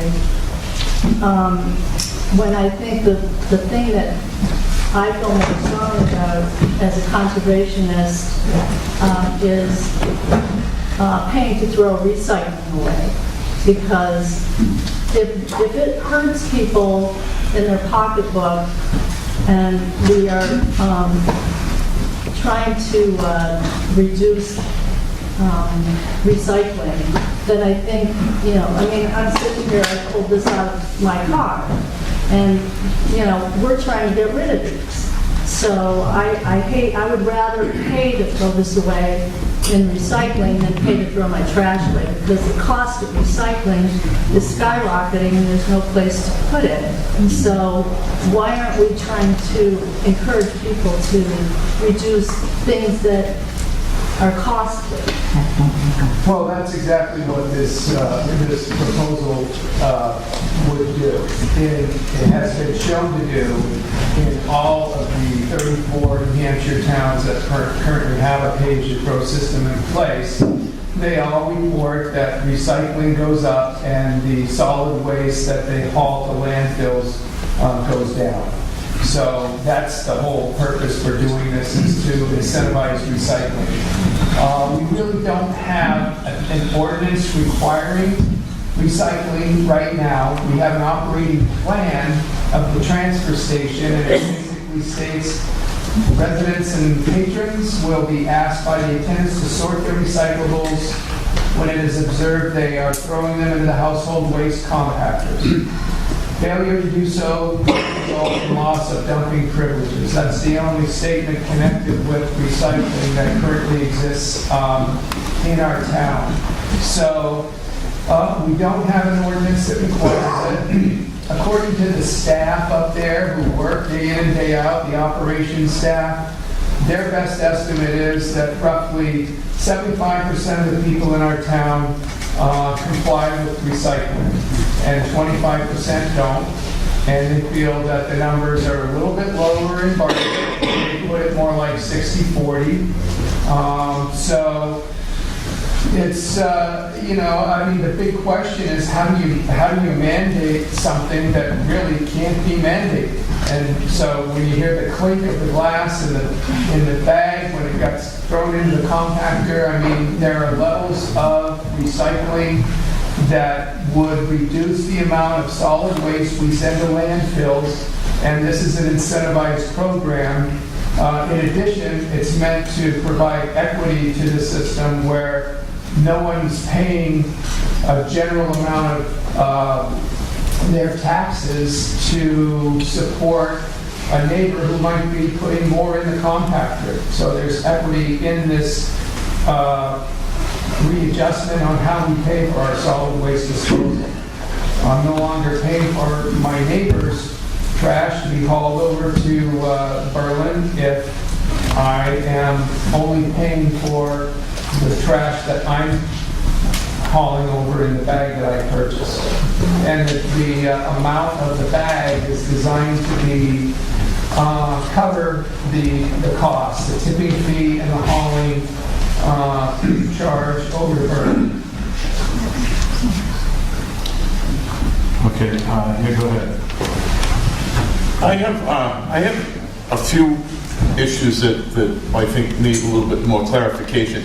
One of the issues is that a lot of the plastics that go to recycle aren't actually recycled in this country, and those are shipped offshore to other countries that receive those, and they ended up going to landfills in other countries, which isn't solving anything for the world in whole. But the other thing is that, like in our situation in our town, if you have any cardboard that's sold with food, i.e. pizza boxes, those have to go into the compactor. Now, that's not a rule over the industry. That's a rule in our town because bears rip them apart in the bales. Okay? So that, in other words, if you have some pizza boxes in your house and you want to have a party, or when we have a town thing that we have a bunch of pizza boxes, someone has to pay to put those because our town doesn't allow you to put those into the recycle where they could go, because of the fact we have bears that rip the things apart. So that's one little piece of the pie. And one of the issues is that people that come here on weekends, they don't care if they're paying $10 a bag to throw the stuff in the dumpster. All right? So who is this, the benefit? Is it going to be the guy that, has legitimately pulls everything out and throws it into the recycling, and you do have a couple of bags, are we paying $5 a piece for those bags to put them into the dumpster, or is there any fee? I mean, we're giving you a free rein to charge whatever you want. And then I kind of would like to know what numbers look like, since we really, improved the recycling situation up there. Are we using more dumpsters going out to the landfill or less? What do our numbers look like over the past couple of years? Well, the whole recycling issue, we basically just got online, so we had the baler in place, and we're recycling what was going into the stalls as of July 1st. I mean, we were recycling some things before that, and we've been recycling cardboard for a long time. As far as pizza boxes go, that's contaminated cardboard, and if you bale pizza boxes into your cardboard bales, when they get to the site where they're unbaled and gone through, it's a third sort process. So it's a double sort here. It gets hopefully nice clean into the box, and then it gets sorted again by the staff that bales it, and then it gets sorted again at the facility. And if there are contaminated pizza boxes in there, you're not going to end up getting top dollar for your bales. It's just that simple.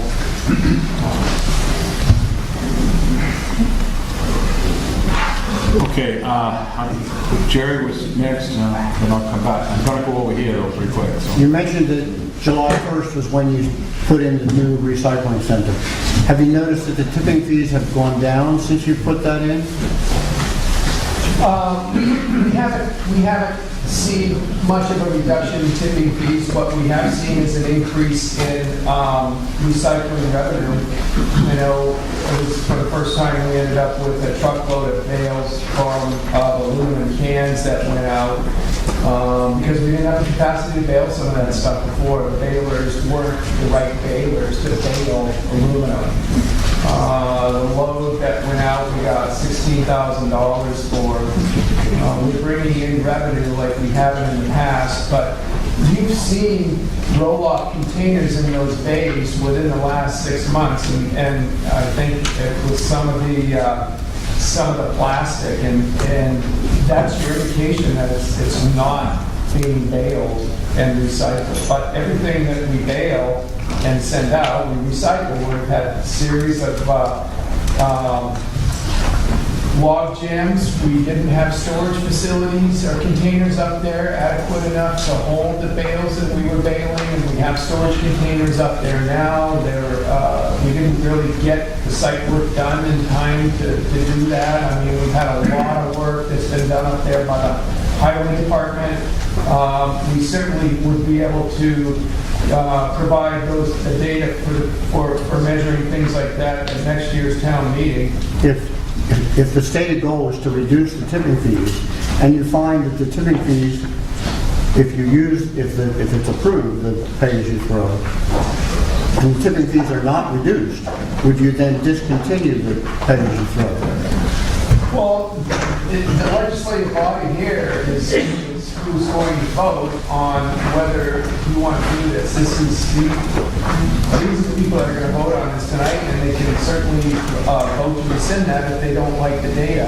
And I can tell you that that would be different than the data that every other town that's implemented pay-as-you-throw in our state has collected. But certainly, we'll be back next year to report that data. I've got one more question here, and I'm going to the side of the I want our town to be a leader. And when I look at the plastics, first, the transfer group is great up there. They're terrific people. But when I look at the plastic, we encourage people to buy everything plastic and dump it, and it's easy, dump it. What we really should do is charge people for using plastic, which I think is the point, because we've got to get to the point where we're buying a cup that's reusable so that we can put water into it, and stop all this nonsense of getting plastic up to our eyeballs. So I would make an amendment that we add charges not only to the trash, but also to people using plastic and try to discourage that. That's going to compromise changing this subject matter in the article as it's written. I don't think I'm going to accept that amendment, sir. How about if we consider it? That's a much bigger job than we can solve tonight on trying to reduce plastic use. But we can consider it in the future. Your point, I'm sure, is taken, but I am not going to accept amendments of that type. Okay, starting back here, and I'll go work here. Go ahead. Thanks, Badger. Can you speak to whether how much of the $118,000 budget that we have this year that you expect to offset with pay-as-you-go? I'm a little concerned that detail is not in the article. I think a lot of the costs of the transfer station are fixed, and I think that this will unfairly put the cost on people that have year-round homes versus those that have vacation homes. They certainly use it a lot less, but there are fixed costs that every property owner needs to assume. And until I see how that's going to be broken down, what percentage of the budget you're going to offset, I can't support this article. It'll offset the hauling and rental fees and the tipping fees, which are under the solid waste disposal part of the budget. And it doesn't matter if you are a business or a year-round resident or a weekender or a friend, you will pay as you throw. So that's not part of the article, though. That's the line, those are the two line items that you will see that will be reduced if we adopt the The bag purchases, we would propose to buy two different bag sizes for townspeople to use, a 13-gallon and a 33-gallon bag. And towns that have purchased, adopted pay-as-you-throw typically have two bag systems, and they're available in local businesses without any issue. Shaw sells them up in Lancaster. And that is the area of the budget that would be offset. And we would certainly be able to report in how much we've taken in for bag purchases and how much we've been able to reduce those line items for taxpayers. I mean, it'll be simple math to be able to work that out. I just clarify, if you read this article, there was no money being asked to be appropriated. So, No, the taxpayers. but people would just calm down a little bit here. So, as I started to say, the point I'm trying to make is we're not asking for any money. So if you vote, it's almost as if it's again, giving the selectmen direction as to how you want to go. They can't spend money that's not warned or appropriated. So it's not going to spend money. It's their argument that it may save money. But what I'm saying is, like anything else that has no dollar value, we cannot create a dollar value. So it's not spending any money tonight. That's all I'm trying to clarify. Okay, and I'm on this side of the table. I'll come back. This could go for a while here. So I think there was one right in the middle over here. Yeah. Yes. Well, my opinion, this is just another hassle of modern life. We are all recycling everything we can. Have recycled for generations now, and it just seems to me this is just another hassle to put on top of the other hassles. And I think probably the homeowners are. And then, yes, go ahead. Go read it. I understand it correctly, I can go to Lowe's or conference or something like that, to buy one of these 2 bags, the 13-gallon bag or 33-gallon bag. When I fill that up with my waste, I bring it to the dump, you're gonna charge me what for that? Nothing, you pay for the bag. Cost is the cost of the bag. You pay for the bag. And the bag is what goes into the trash compactor. And the amount of money you pay for that bag is covering disposing the solid waste that you put in your bag when it goes to the landfill. Okay. Getting more hands than I had, so I'm going to be out of order, but go ahead. Yes, go ahead. The other issue I have is, if I buy this bag and it's this big, and my waste is this little, it has to sit around in my house smelling for several weeks before I would go to the dump. And that's an issue. Okay, I have it, but go ahead. Barb, are the bags biodegradable?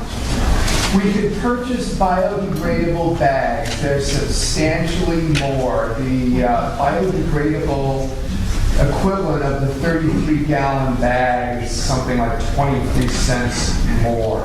So we would actually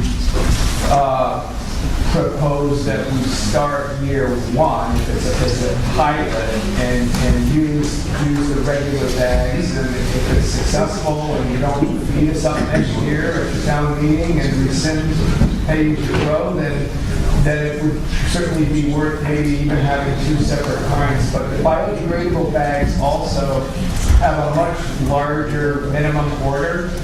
So to set ourselves up with 33-gallon bags that are just straight plastic would be about, the minimum order would be about $5,000. The minimum order for the same bag that's biodegradable is more like $15,000. So it's a much bigger investment initially.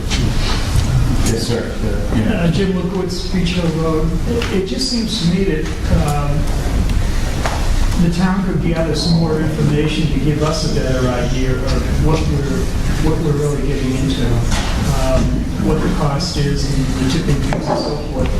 You made some allusion to something about July 1, you just started to do something. I feel much better about voting, and it would be a more informed vote if I knew some more of the math that would go into this. Well, the math is pretty straightforward. It's $56 a ton, and we went over this in the public hearing we had, but, and I don't, I can go as deep into it tonight as you want. I can go longer than Chris Burns.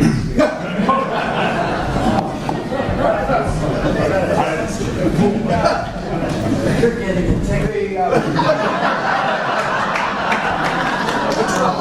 Just getting the warning.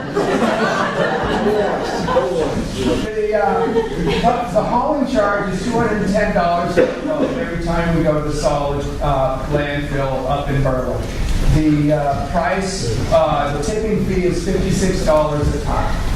So when we haul a roll-off container up there that's got 30 tons, 30.25 tons in it, we've paid $1,904 to take that load up there, between the hauling charge and the tipping fee. And so if you're looking at roughly 25 to 30 pounds in a bag, which is the best estimate that our bag salesman could really, give us, you're looking at 80 to 85 bags per ton.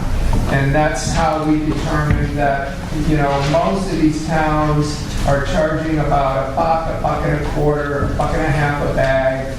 And we would come in, and those numbers have us coming in at about $1 a bag. It's not designed to make money, it's designed to cover what we send to landfills, and it's designed to reduce what we send to landfills.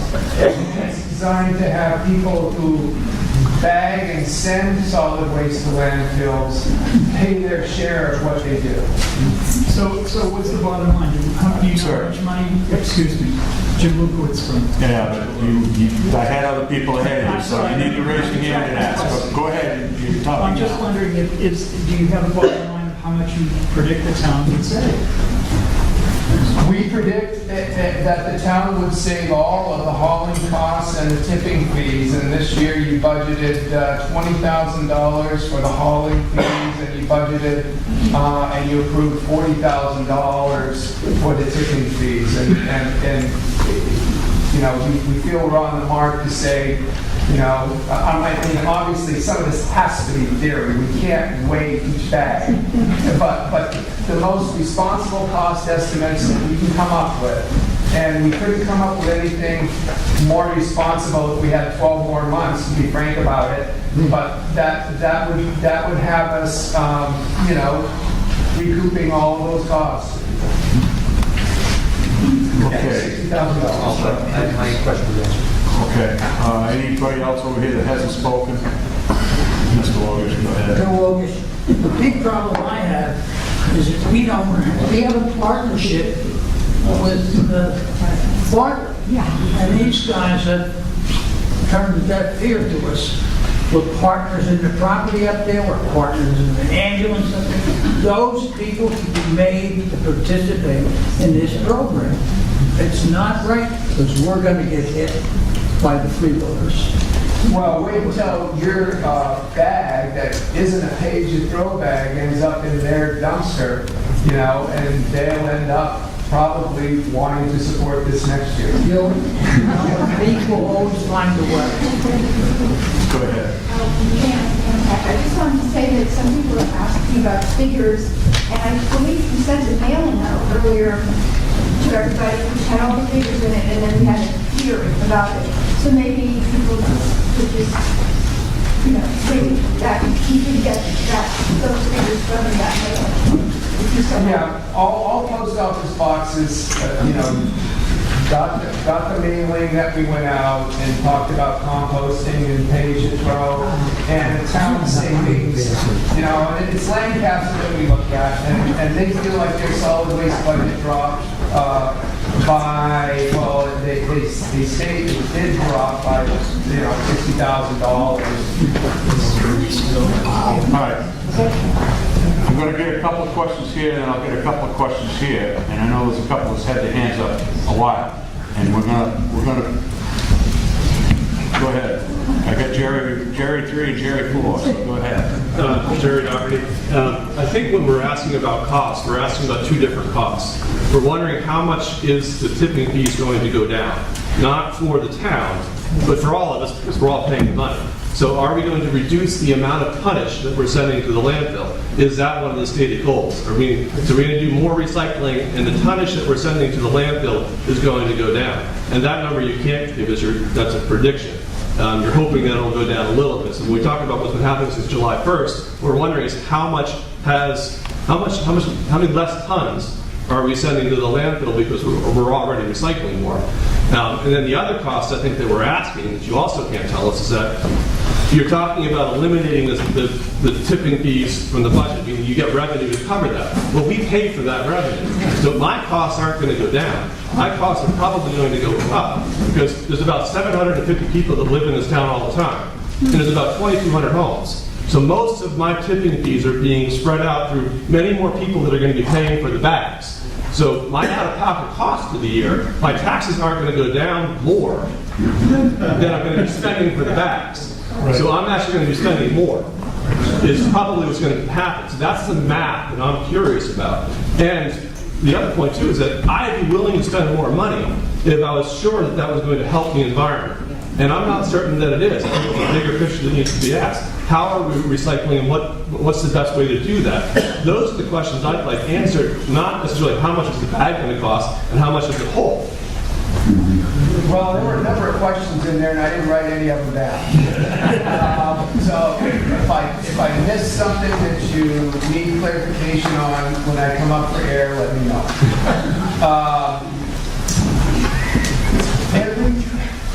Everything that you send over to the landfill gets buried in the ground. And I think that's why some states have adopted it.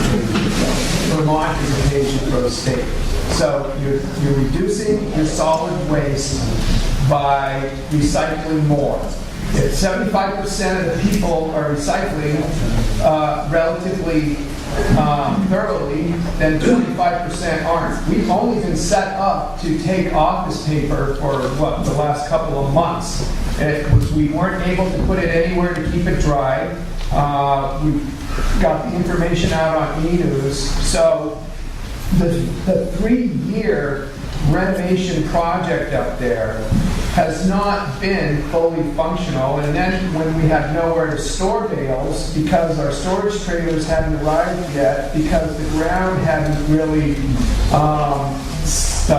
dried up enough to store the bales, we could only bale so much. So small towns that have this work done on a phased-in basis is what we're doing, and we're doing the best we can. We're pretty much squared away right now up there to bale and recycle, everything we want to do, with the exception of number 3 and number 5 plastics. Number 7 plastics, we're not going to get anything for. But that's why the recycling is set up the way it is. Those bays can be repurposed. It's a fluid market, there's no question about it. They are recycling number 3 plastics, which are like plastic bags right now in Lancaster. They're not getting any money for them, but it's costing them less to get up those bags to Groveton, where they're being melted down and used to produce fuel. It's costing them less to do that than it's costing them to haul to the landfill. So there isn't guaranteed revenue that keeps you in the black for everything you try and recycle and bale and reuse. But there's typically less of a cost to bury it in a landfill. But that's kind of my point, Bob, is that we spent a lot of money already to encourage recycling and make recycling easier. I think the question we're asking is, how much less tonnage are we sending to the landfill? And is this pay-your-throw system going to change that number by very much? And I suspect that it really won't change that number very much. We're already all recycling as much as we almost can. So what you're really asking me to do is, I'm going to continue to recycle as much as I am, only my costs for getting rid of my trash are going to go up because I'm going to be spending more for bags than you're going to save me in taxes. That $60,000 is designed to be offset by $1 per bag purchase based on the math.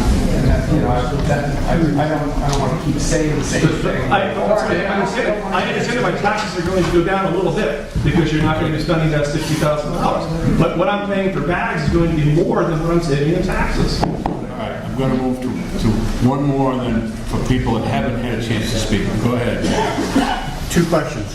One, if you're going to reduce tipping fees by 20 to 40,000 or something in there, by charging us money, that means we're going to be paying $20,000 to $40,000 more individually. They're dividing them one lesser than the other. That means that at the end of the year, that line item will be unspent. Yes, but we'll be spending. We'll be paying. Now, the other question is, you mentioned the purchase of bags, biodegradable and not biodegradable are two different numbers. Why isn't the cost of the purchasing the bags part of this warrant article? Where is that money going to come from? We feel like there's enough right now in the general budget that can offset the purchase initially of bags that will end up then regenerated. So, that's how towns typically purchase out without a big, huge cost overlay. But that 20 to 40,000 or 60,000 is going to come from us. And if it's not spent, it goes in as the revenue and to offset taxes for the next year. Yeah, that's how that works. And we can do that with every article. Don't buy bags because you don't send garbage to the solid landfill. But you said that you're going to save 20 to 40,000 or more in the tipping fees because you're going to offset the tipping fees with the cost of the bag. We're paying that cost. Well, everything in the general budget that doesn't get expended is something at the end of the year. Like this year, I think we may have saved 100,000, maybe a little less this year, but that either goes into the undesignated fund, unexpended fund, or it offsets taxes, one of the two. So, I think it's easy enough for us to say that we can offset taxes with that amount when we see that savings. Okay, I'm going to move over here. Yes, sir. Tony Kaluka, Lower Highlands Road. I may have misheard or misunderstood, but I thought I heard you say that we did a 3-year renovation on the facility up there, and I believe you used the word it's not quite functional. That concerns me. As of 2 months ago, we just started, we just had the capacity to accept office paper, and there were emails that went around saying, take the cellophane out and put it in there and all of that. And I explained that some of the backlog with being able to recycle everything up there up to this point was due to limited storage capacity and just log jams in the system that are typical types of growth connected with things like this. Right now, everything is being baled and recycled successfully up there. Okay, someone over on this side that hasn't spoken yet? Yes, sir. You. Malcolm Badger. I might have missed this in the handout or the information that went up before, but could you just give us the 3 numbers, like average cost for the pay-as-you-go bag, average cost to pay-as-you-go biodegradable bag, and then average cost of the trash bag we're all pretty much using now? Because it seems to me like this program, we're already buying trash bags to put stuff in. And so this program, we're buying different trash bags. Right. So if it's like a 30-cent cost difference, I don't know why we're having this super long conversation about it. But if it's $5 more, then maybe it is a really important thing to talk about. So what's the 3 exact numbers? Well, when I costed out bags at Hannaford that are 33-gallon bags that are designed to be filled with 25 pounds worth of product, I think I costed out the bags to be somewhere around 23 cents each. Okay, so, and then as a consumer, you will pay an extra 77 cents for that bag. So, yeah, you are replacing a cost that you're already incurring. All right. Go ahead. Yeah. Lori Stearns, Ridge Road. When I first got the pamphlet about the paper bag, I felt positively about it because I know that it is because we want to encourage people to recycle more. And then the changes at the recycling station are so arduous for the person up there, because you have to separate now your papers, and it's becoming more and more difficult to recycle. So I really feel that the best way for us to encourage more recycling is to improve the ease of recycling, so that you can dump all your papers into one container, or even all your recyclables. I've traveled and then there are some places where you can just put all your plastic and your glass and your paper and in one bin, and it's taken care of. So I don't know how that's achieved, but I think that if we all want to recycle more, making recycling easier versus charging us for our landfill is the way to go.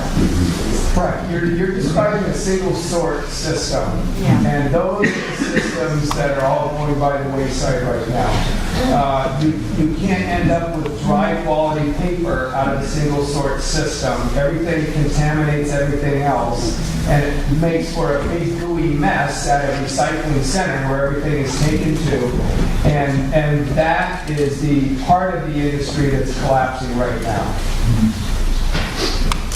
Okay, I'm going to take a couple more that haven't spoken. I think our vote's going to determine their answer pretty quickly here. Go ahead, Bill Walters made a comment before about Bill Walters made a comment about Bartlett not participating in this.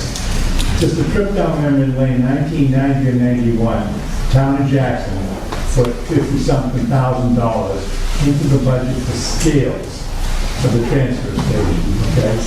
Bartlett at the time has refused and continued to refuse, even though they agreed at the time, to provide scales themselves. So now we've got a transfer station where someone goes up to load their tiles or wood, furniture, whatever is being then in the construction pile. We're not weighing it when it leaves. Now, as of a couple of years ago, Bartlett, it was costing them a couple of $1,000s more a month, because when the stuff got up to Berlin, they weighed it, and it weighed a lot more money than we got for the load that came into the transfer station. I think before we do anything like this, we should ensure that Bartlett's A, doesn't get on for the ride, and B, go back into the business of putting scales in there, because we're blowing a lot more money than you're ever going to save with a bag. And the other thing about the bags, I believe that non-biodegradable bags, plastics, can last in a landfill thousands and thousands of years before they deteriorate. So we're not really doing the landfill a favor, lady, either. So let's just move the thought. And Pete Kelly had the guts 25 years ago, and you probably remember that. Very much so. We fought with them forever. Anyway, okay, go ahead. You have. It's Joanne Brooks, Green Hill Road. Is it possible to have a probation period of 1 year where we all buy into this, voted in tonight for 1 year trial basis, and we come back to the drawing board? You do that with everything you raise, every article that's here. If it's a recurring article, if you voted in this year, the power of the vote of the people have the authority to vote it out next year. That's what it's all about. And that came up in the public hearing. I think Ken Campbell brought it up, and it was like, look, if you don't like it, then turn around and vote it out next year. So you'll put it on warrant next year? All right. I strongly believe we've heard from multiple people with multiple thoughts, questions here, and our vote should, I'm going to allow one more question, don't worry, but our vote should probably give them the direction they should be going in. That's my sense. So I'm going to take one more comment, I'm going to call a question, and I'm going to ask to do this instead of the loud people and the silent people. We're going to show hands, okay? So, one question, go ahead, Betsy. Betsy Harding, does it make a difference to us if Bartlett does not participate and we do? Are our throwaway trash weighed differently than they are? No, they're completely separate. Okay. It makes no difference. And I don't want to give you the wrong opinion here, but I really sense, I think that what you're hearing is you don't hear enough, you haven't got enough information to make a good vote. So you vote. That's a bad word. You don't have enough information for yourselves to make an informed vote. Not good. Well, that's my opinion. But I'm going to call a question, and the vote is going to tell yes or no. And if you want, if you have the authority to make a motion after this vote to override the moderator, when I call this question, if you want to do that, you do it. But I'm calling the question. Does everybody understand what we're voting on? It's just to see if the town will authorize the selectmen to establish and implement a mandatory pay-as-you-throw trash disposal program. There's no money being raised. Can it be a motion for a secret ballot? No. Not a motion. It would take an amendment. It would take written for those people here a minimum of 5 signatures. And I'm not going to accept that yet, but again, you have the right to override my decision by a majority vote. So again, all those in favor on the left-hand side of my left-hand side of this, please raise your hands. In favor? In favor. Yes, I said yes vote. Okay. All right. You got it? Okay. All right. All those in favor on this side for a no. No, this is no. Okay. For a no. It said yes. I'm saying no. No? I don't think we have to count this side. We may have to because of this side. All right. Go ahead. All those in favor on this side, please raise your hands. Okay. All right. Yep. Okay. All those opposed for no? The no's have it. 3-1. I was not trying to stir your vote there. I was just trying to get things moving to give you the voice to give these guys direction. I believe that's what they really needed tonight. No. Yes. Wendy Wildflower Lane. I think this was a very valuable discussion, and that's not to say that it may not happen in the future. But what I would like to do is to make a request that they keep posting on those boards where we go to do the recycling, because I stand there like an idiot holding something in my hand trying to figure out where this is supposed to go, because there isn't anything like it. So I would make a request that they really try to keep up with posting things to the wall until we get it down. And then my other question is this, regarding the caps. Some caps are clear plastic.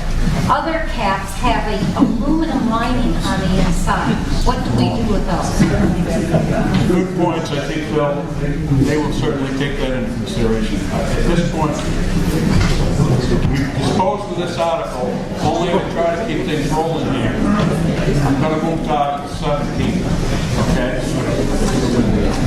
Valley Vision, and this is a petitioned article. See if the town of Jackson will vote to raise and appropriate the sum of $5,000 for the purpose of viewing all Valley Vision broadcasts, including Jackson municipal meetings as produced by Hank Panesh on Channel 1301. Second. And moved and seconded. Is there any discussion? Go ahead. Judson Sarah. We're trying to be cord cutters. So we're trying to get rid of cable because it's extremely expensive, and I think that's the way of the future. I think a lot of people are doing that. And so Channel 1301, I assume, is on cable, correct? So are there alternatives such as posting videos on YouTube that can be streamed that would save the $5,000 cost, because those of us who don't have cable or will move to get rid of cable in the future, it seems like a cost that could be avoided completely using internet streaming. We currently do have the videos on the website and available. You can access those through our town website. And they also live stream. And we also live stream meetings, and there are archives of all of the meetings that we videos. Sarah Clemens. The reason I understand what Mrs. Cynthia is saying, but we also, by having Valley Vision, if you do have cable at this time, it allows you to see what's happening throughout the valley with our children that participate at Kemet High School. It allows us to see what's happening in other municipalities. I'm not sure about the school. Is it right, the school doesn't use Harmony? Well, I'm just saying the school municipal meetings where we have children attending Conway, it allows us to see where money is being spent and keeps us abreast of what's happening in our valley. Go ahead. Will Reisig. I'd like to support what Sarah Clemens stated about giving Jackson community more exposure through Valley Vision. I fully support the service that Hank provides us with, his videos and streams. And given comments on the previous article about information being provided to all citizens of Jackson on various topics of concern, I think that it would be money well spent to have this additional outlet for information to be made available to residents. Okay. Yes. I'm Bill Edmonds. I'm the station manager of Valley Vision, and I don't live in Jackson, but I'm here to answer any questions that you may have. Okay. Any other questions? I have a question. What's the viewership of the station? Do you mean in numbers? Yeah. We have no way to know the exact numbers. We try to get them from Spectrum, and they say they're proprietary. But we reach about 15,000. That's maximum. Correct. That you can reach, but you don't know how many people actually view. No, they won't provide us with that information. Is there any other questions? You got a hand up. Yes, go ahead. The music department at Kennett provides phenomenal concerts that majority of people in this town didn't even know they had them. But even if I don't have any children in the music department, but I have gone to some of their concerts. And those are all provided on Valley Vision, and I've talked to people who are older, who don't like to go out to events at night, who would enjoy things like that. Sports events in Kennett, if you have children or grandchildren or just interested, those are all provided on Valley Vision, and I think it's worthwhile to have. Is there anyone that has commented? It's Debbie Joseph Jackson. I'm just going to comment. They talked about the meeting for the recycle. Well, there are still a few of us working people in Jackson, and the meetings are all conveniently when I'm working, so it would be nice to be able to see the meetings, to get the information, so I can make an Is there any other questions? Yes. Just a point of clarity. I thought you said at the beginning that all these meetings are available online. Is that true? Everything that Hank videos is available online. So what you're asking is not a place to add new content. It's to replicate where you're posting existing content. This gentleman right here videos Jackson meetings. Yes. And they're available to you. Sorry. Go ahead. All the meetings are posted online on jacksonflex.com, and as a service, if this Channel 3 gets voted in, as a courtesy, they would put our Jackson meetings on Channel 3. Do they pay you for your content? No. Interesting. But they charge us for it. Go ahead, can you want to respond? No, we don't charge to air enhanced meetings. The $5,000 fee, well, I shouldn't even say that. The town of Conway, about 15 years ago, decided that if other towns wanted to see Valley Vision content, Valley Vision was created to serve the town of Conway, that they wanted other towns to contribute some money to help support the program, because right now Conway gives $100,000 plus a year for the program. So they feel that if other towns want to view some of the programming that they have determined that a $5,000 number is what they feel is equitable. We're not charging specifically to put Hank's meetings on. We're happy to put them on. The $5,000 is what Conway has determined is an equitable arrangement to get their, what's on the channel. There was another hand, and then go ahead. Beth, I think that it's valuable to have this service, not just because we want to watch our own things, but because we're part of a larger community. And there are many programs often on Valley Vision that aren't just about Jackson. The county meetings, cultural events, sports programs. Our children all go to the schools outside of Jackson, the kids, and a lot of people like to watch what's going on with sporting events, school committee meetings. We've had Valley Vision in town for many years, and I think a lot of people valued it, and I hope you will vote in favor of this. All right, anybody that hasn't spoken? Okay. Article 17, all those in favor of Article 17, signify by saying yes. Yes. All those opposed? No. The article passes. Article 18.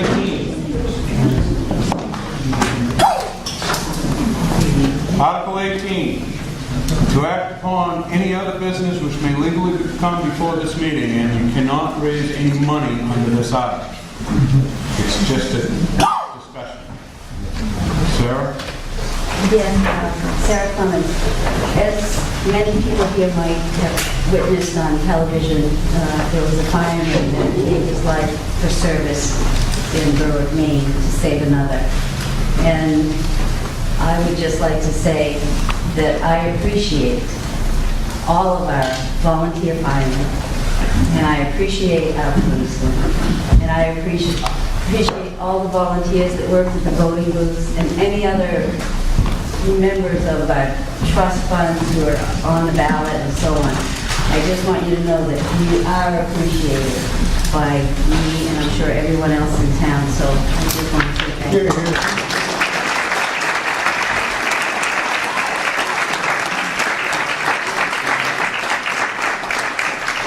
Is there anyone else who would like to have anything out there? Tish Hanlon. I'd like to recognize Dick Bennett for his years of service as a selectman.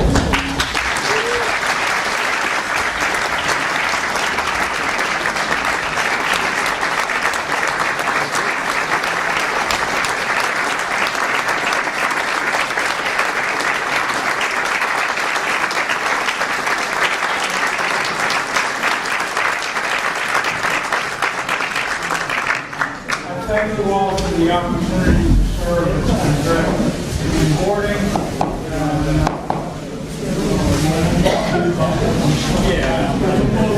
Okay. Is there anybody else who'd like to make a comment? Ray Abbott wasn't here to go through that plastic bag thing. Okay, I would like to entertain a motion that this meeting be dissolved. Second. All those in favor? Aye. Opposed? So voted. Town meeting